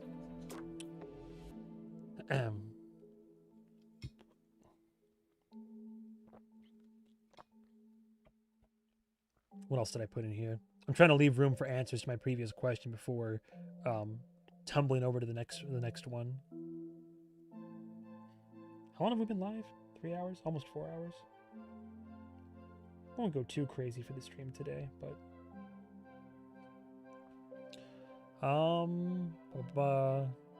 we're still on the whole. I'm glad we're doing investigative journalism right now. Daniel Malloy would be proud of all of you, by the way, looking into this like possible Armand sighting. It'd be pretty crazy, right? Wait, what? Hang on, there's actually something about this? Hang on, I can't tell if it's how legit it is.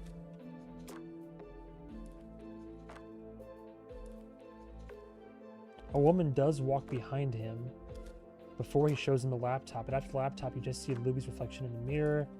Got a screenshot. That's what I recall. I paused a lot during those scenes, so I was shocked that I would miss an Armand sighting. Just checked, 1934. It's like 2 frames. It's the same trench coat he's been wearing all season. The OST is coming out on the weekend, I believe. Oh, nice. Oh, man, you know what? That'd be good for marketing, right? That'd be a good play. Is like the same day that the concert is put out, AMC uses that moment to have a little ad spot in there and announce that the vinyl's being released too. Oh, I see. We're arguing whether it is Armand or not. Well, anyway, if anybody has answers for that blood cocktail thing, I'd appreciate it. My last notes for episode 1 were on a rewatch were very notable. The Jinx kiss of death, Fane-Gain, or gives him a kiss of death essentially. I'm getting married in a week. I'll never forget you. Fane-Gain quoting the great laws, because of course they are. And then interesting, like Lestat said, I let it define me for a time, the wolf killer moniker. Funny, in retrospect, I think the Fane-Gain, I already said this earlier. In retrospect, I think the Fane-Gain would have killed him, all things considered. I like the reference to the auction and the auction purchase as well. Lestat once again addressing whoever it is that bought the failures collection and the music box set and all this. I like how he says, "As you decant my blood," because you surely would be assuming that whoever's rich enough is either going to drink the blood because they're crazy, or it's probably a vampire, probably someone like Louis or Armand.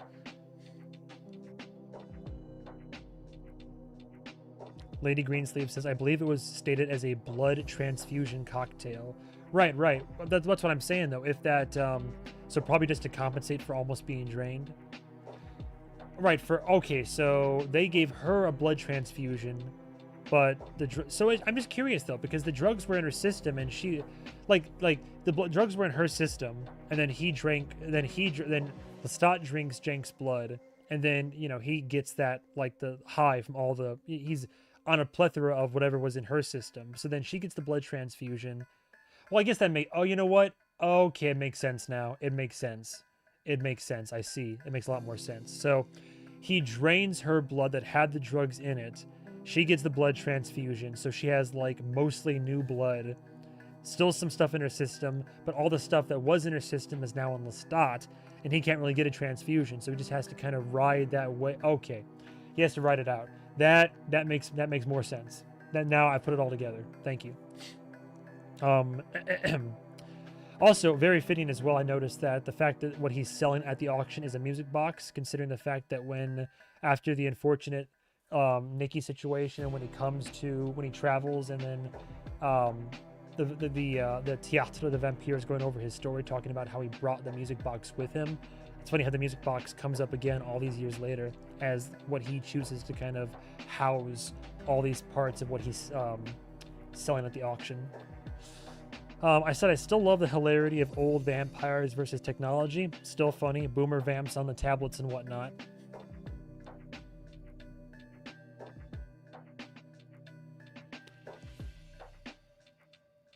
Interesting.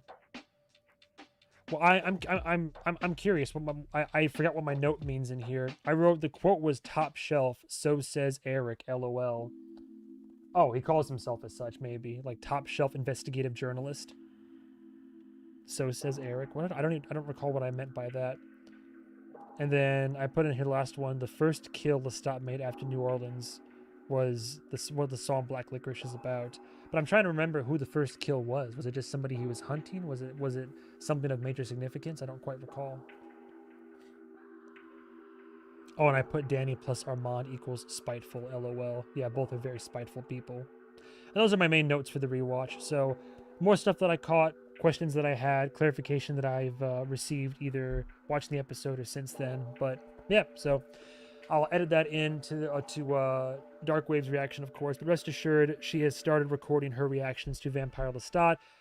But just keep in mind that I'm doing over 5 shows right now on Patreon anyway, and some of those are going to start making their way to YouTube. Though if you're unaware, if you're on YouTube and not on Patreon, I may or may not have started the newsreader as well, so that may or may not be currently in the process of being edited for YouTube. So. Oh, that's right. We don't meet Black Licorice Kid, who was killed until episode 7. That's right. I didn't clock it. I forgot all about that. The Black Licorice victim was in his episode 7 Mind Palace. He was the teenager with headphones around his neck eating black licorice. That's right. Now it all... Okay, see? Rewatches. It all comes together.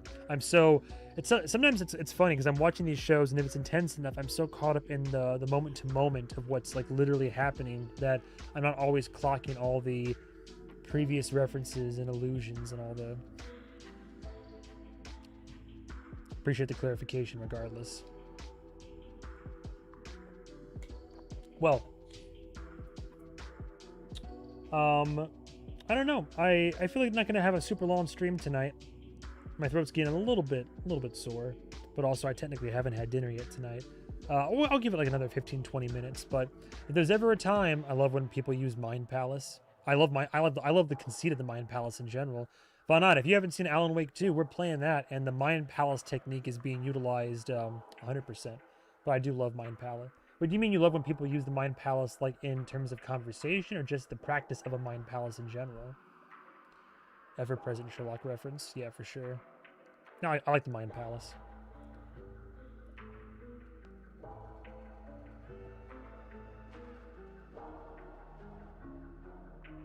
Wait, hang on. I think you're right. Hair straight missed opportunity. Huh? What's that to say? Oh, the hair. I see. I see. For the scene where in the diner. I gotcha. I'm trying to catch up on the Alan Wake 2 streams. Yeah, I love Alan Wake. I'm so excited for Control Resonant. Oh, neck. I suppose, if we're still talking like retrospection and all that, are there any other questions people have for me about the show or the season, or like questions for me as a non-book reader or anything like that? I'd be curious. I'm excited for what's to come, and rest assured, I have plenty of content on the way regarding Interview with the Vampire. But I'll watch those Collider interviews for sure. I honestly have a Patreon group message full of different suggestions that I do want to get through. So different interviews, YouTube. We're all hoping for a blooper reel in the near future. This Sunday, this Sunday. So like 6 days away, right? 5 or 6 days at this point. They're gonna release on AMC Plus the full concert, which I might do a fun little Patreon stream for that. It could be a fun little funsies, little fun time. I'll do it so everybody can access it too. I'll have to get a copy of Interview with the Vampire. Get some food, sir. I will eventually. I will do a read through of the book. I doubt that I'm gonna read the whole thing in just one go, but I will do streams after my vacation, probably like around, especially the holiday season, like October through December. It'll fit for the spooky season. Did Armand tell the truth about what? What does that even? What the fuck does that even mean? Eyes 4-hour-old banana. You don't say. You know what? Still good. Still good. Still, unironically, it does. If anything, it tastes better. Yeah. What? Genuine question. When we say what did Armand tell the truth? Like what?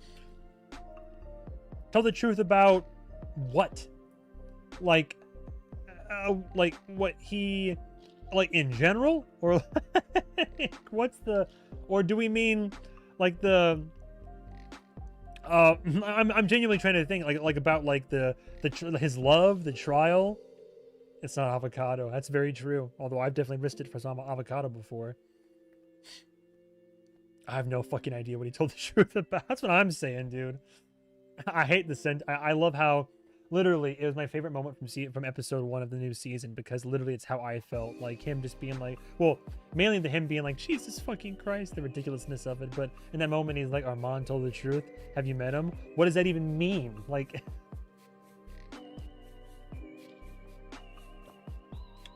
the fact that Louis asked him to erase Louis's mind after San Francisco, I don't even know. Yeah, but how is that? I mean, the question should be, is Armand right? Did he do the right thing? Like, is he in the right? Like, you could make that argument, but to say he told the truth, it's like, what does the public think he's? What in the book? Like, what is he like? A weird thing to make a slogan about, for real. Sorry, I saw another question come through. Another question. What was my favorite song? What was my favorite song? What was my favorite song? What was my favorite song? I'm tempted to go with...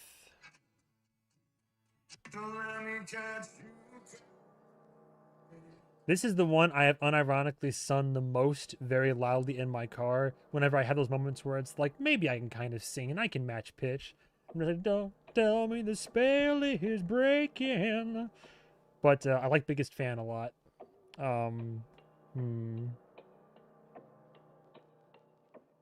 Big Boss is kind of fun.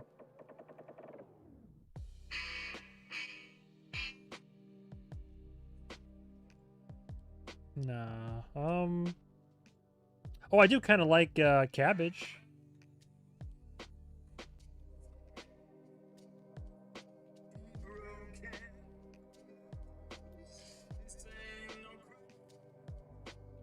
I like Cabbage. Oh, you know what? I do. Look, Stained Glass Eyes is beautiful and all, but I have been also singing Show Me That Brew. What?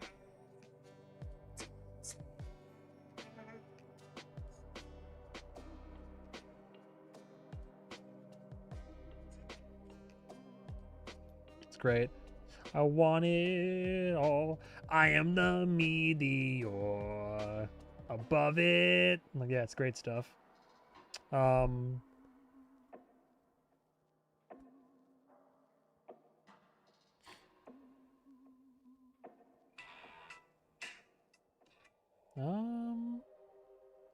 okay, so yeah, I think top 3, right off the cuff. I do like the violin though, and the man, toughy. I'd say big in no particular order. Biggest fan, Black Licorice.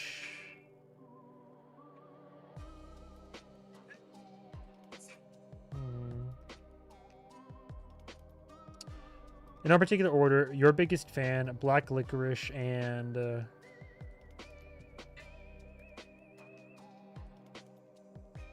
I'm kind of tied between Stained Glass Eyes and Brutal Love, but I really do like Brutal Love. So maybe I had to say Brutal Love,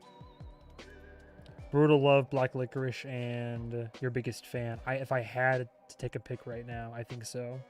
I like them all, but if I had to pick, no, Loneliness. Loneliness is good. Don't get me wrong. You can't fuck away the loneliness. Like, sure. Like a vampire. Oh, you know what? Yeah, because then the... Don't run away. Don't bury those feelings. I'm sorry. Don't worship that. You know what? Loneliness is in there. Curse you. Stop all curse you. Yeah. Anyway, were there any other questions? I think I saw a couple more up there. There was one I don't want to skip over. It was asking me as a non-book reader about something. What does it even mean? And no, he just put the Fred Steins in there. Curious about your non-book reader predictions regarding Akasha's motivations and goals. I mean, I think that boils simply down to she is someone who was trying to become way back in the day was probably her own person and trying to be perhaps a lead. I mean, if she's the Queen of the Damned and she's the origin point, I'd be curious to learn about how that. Like, I love to see flashbacks with like seeing her, like how that all came up. But if I had to guess, just based on what little I know about, Marius over here, what have you done? Like the whole. She is someone who has been kept down by the patriarch for centuries, and probably even before she was literally like turned to stone and all this. I don't know how or when any of that happened, but she's probably somebody who's just like it's kind of the ideology of that when she comes back, it's going to be that pure, unadulterated, that feminine rage I love to see depicted in media, of the rage of the all-encompassing rage that represents all of women in society who have been repressed or have had to be repressed, but have been oppressed, and in this case, literally kept and literally locked in a basement for years and years. Oh, this is the longest I've ever looked at Marius's face. I forgot the face is right there. Yeah. Oh, the playlist is over? That's fine. What have you done? Whoops. Yeah, I forget he's right up there. I always forget what I put on there. No, but I'm trying to say, I mean, it just seems like she's probably been definitely jaded, and rightfully so, that she feels just very strongly about men in society in the world, and especially the creatures of the night, and the men vampires that have done this to her and all this. That's the other thing. Marius is a vampire, isn't he? Am I crazy? I never really saw the him go full vamp mode or anything like that. But oh, battery's dead. Fuck. Well, shit. Yeah, no, don't the question was asked. I'm just giving.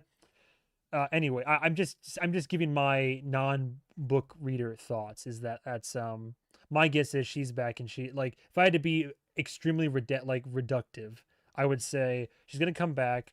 men are evil, which is true. I think a lot of them are, and not to be ableist or anything, like virtue signaling, but I trust women due to my own lived experience, both growing up but also in reality and life and all that. I trust women substantially more than I trust men. Not to say there aren't bad women out there that have hurt me, which there have been.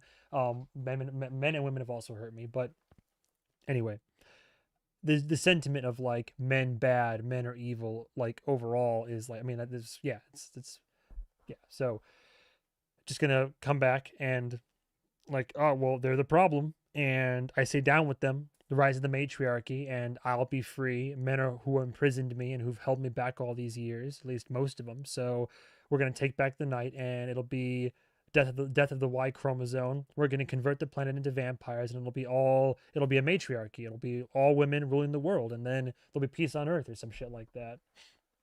YouTube comments will respond. I'll let them. I mean I'll try not to. I usually catch the spoilery ones before it's too late. Has it occurred to anyone else the most valuable thing in the auction is not the recordings, but but Lestat's blood? I mean, I mean, yeah, that I literally had the same thought when I'm rewatching episode one. Like that's like that. I put the note in there. I didn't expound upon it too much, but the note that I put was like, yeah, it's like it's the blood of Akasha. It's powerful blood that runs within his veins. So it makes sense why somebody might want that. Which is, I was also surprised why Raglan and Talamasca wouldn't want it. Have I already said which episode from this season was my favorite? Um, hmm. I'm partial to one, but that being said, I love the finale, the lawn table, especially after reading that dissertation. Hmm. I suppose.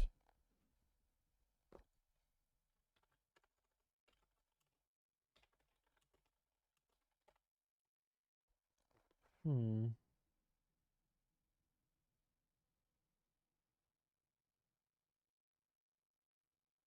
I did like Montreal a lot with the seance and him and Louis, like Louis and Lestat, like back together a little bit and trying to be amiable again. I guess my three favorite episodes were probably, I just love the way the season opens. I thought Detroit was very like effective and enjoyable and interesting and engaging.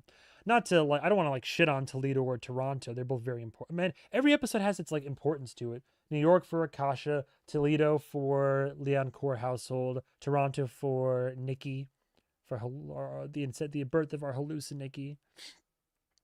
But yeah, 1 and 7 are really great. It's hard to pick favorites. It really is. Never really a weak episode necessarily, at least not in my opinion. Um,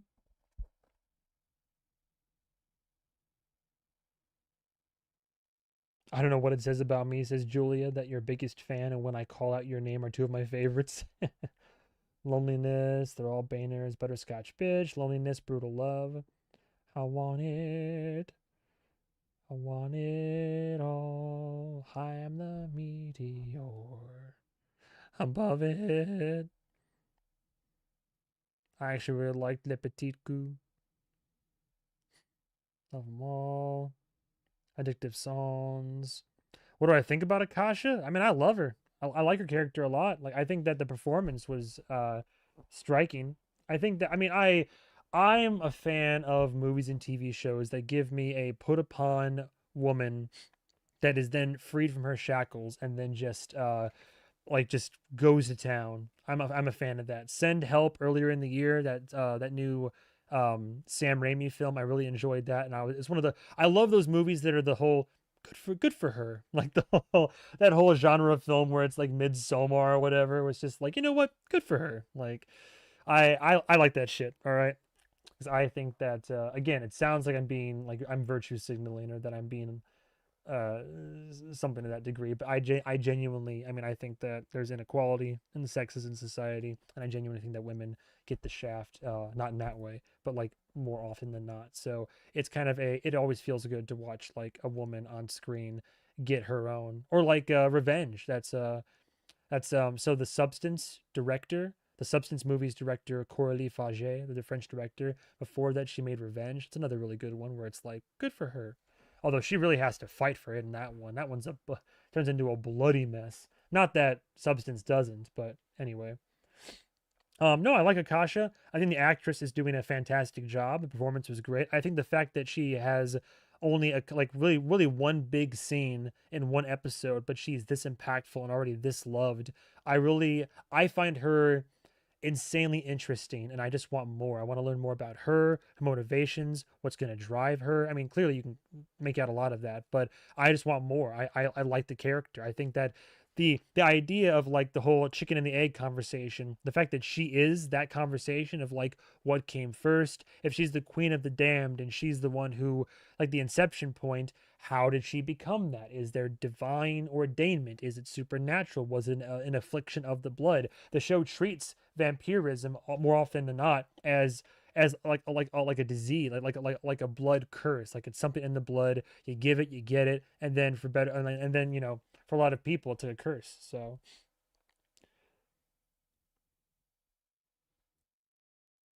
Akasha's whole backstory, I missed some stuff.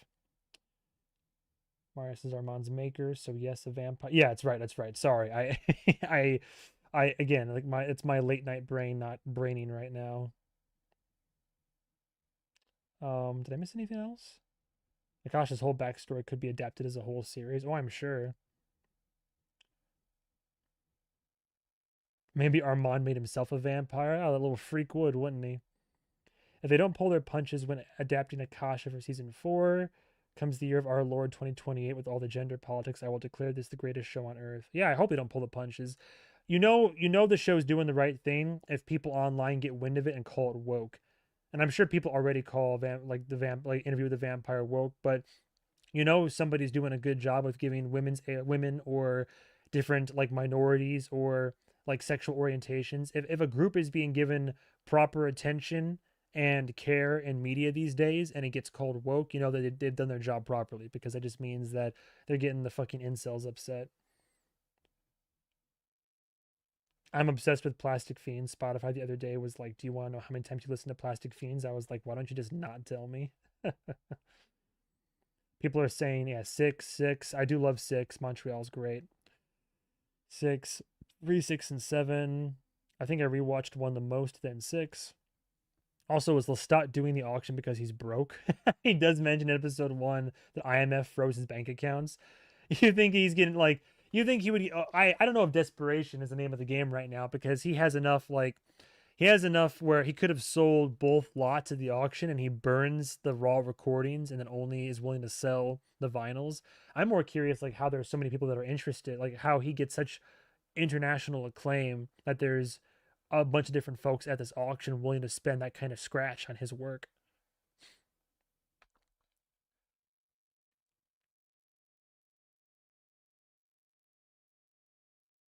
Uh-oh.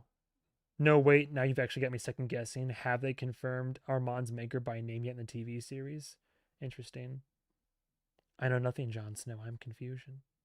Don't know if anybody already told you this, but both Sam and Jacob have worked with Sheila, a team, on other projects. Sam's known for her for like 9. Oh yeah, right. Because in one of the I saw behind the scenes thing somewhere where he was talking about how it was the Comic-Con thing, right? Or maybe I'm mistaken, but yeah, there was a relationship there. I just found out that Sheila Team can sing. Oh yeah, I heard her. I have the answer.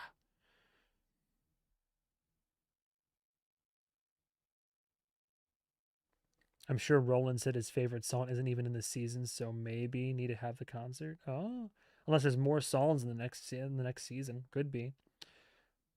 We still don't know if Lestat actually performs the concert or not at the end of the season.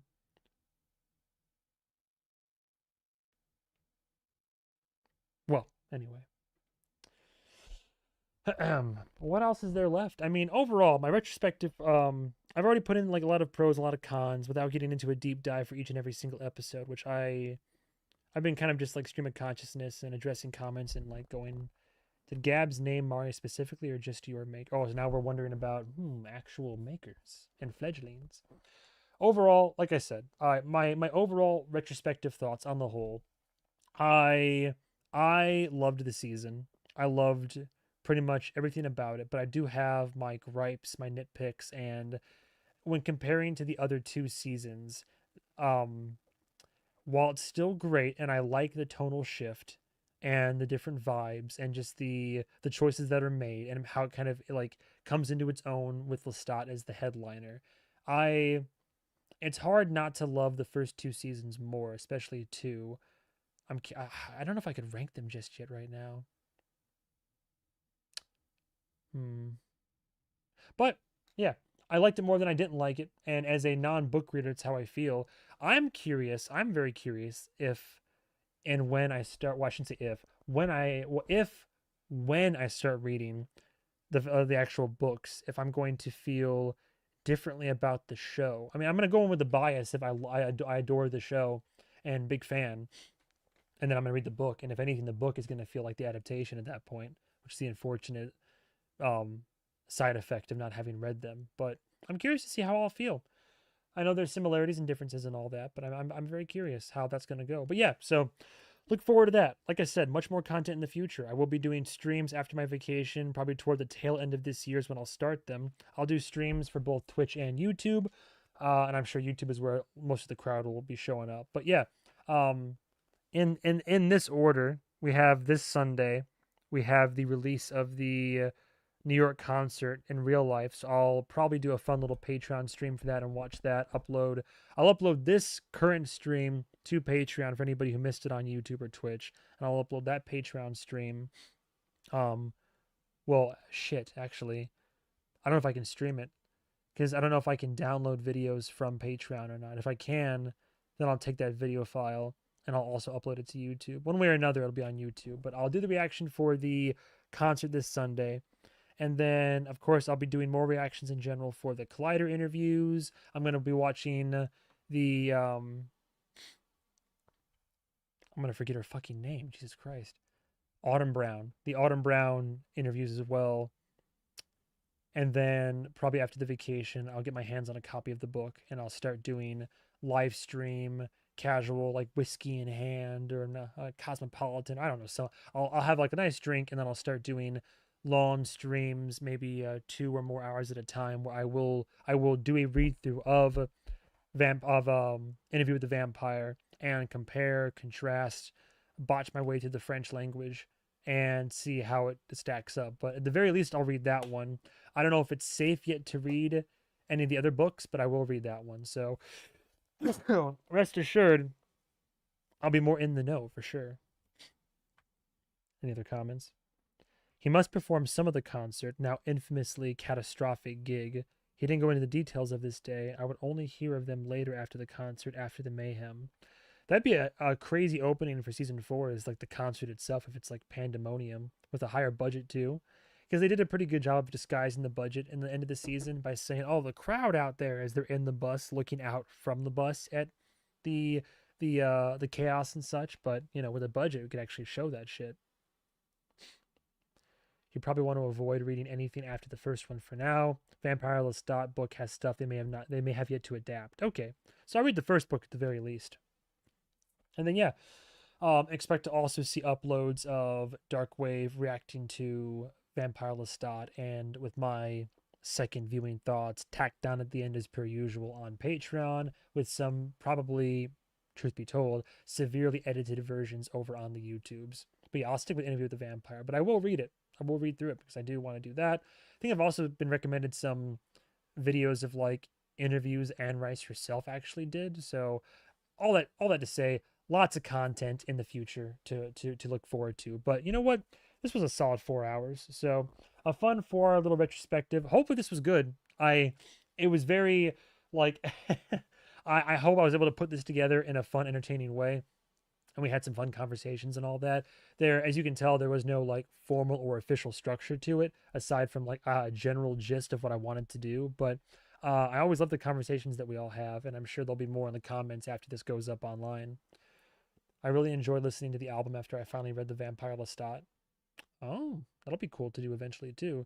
Yeah, needless to say, many rewatches in my future, especially when season 4 is on the brink of coming out. I plan on doing big boy streams that will go over all the first 3 seasons again. So a lot of vampire in my future. But anyway, yeah, hope this was enjoyable. Hope this was fun to watch. I appreciate everybody coming out, love and support on this random Monday evening. And if you couldn't catch the stream but you're watching the VOD afterwards, well, thanks. Hope you enjoy that as well. But I will upload a copy of this, of course, onto Patreon as per request for anybody who was unable to make it. Expect much more content. I have, frankly, I'm working on way too many way too many series right now, but some of them are coming to a close in the near future. But look forward to, if you're here, I can tell you, as a little fun little surprise coming your way. But what I've started on Patreon that I will be putting on YouTube pretty soon, I have started the newsreader per request, and because I want more Sam Reed in my life, and I love Anna Torv. And I have also started Widow's Bay, because I've been told Widow's Bay is got a growing following. There's a community for it, that I would enjoy it, and I really hope it'll be. I'm hoping to find another sleeper hit as well, low key, but I'm enjoying it so far, very much so. But yeah, so those are 2 new shows headed your way. So that's a little thank you sneak peek as to what's coming up in the pipeline, in addition to Darkwave Surf's reaction to Vampire Lestat, for anybody who chose to stick around this long. This was fun. Deuces. Good night. Points at YouTube comments. No spoilers. Yeah. The suspense of whether they're going to adapt that unadapted book. Oh, interesting. Godspeed. I had fun. Can't believe I was here for the whole thing. I need my morning coffee and banana. It'll be lunch now. Oh yeah, that's true. Where I am right now, it's 11:13 at night. So, but yeah. Thanks everybody for coming out. I feel like there's something more, but I can't. I don't know. Yeah, thanks for love and support. If you big thing, if everybody that watches this, I mean, if you really want to help support the channel, watch all the videos. Watch all of them.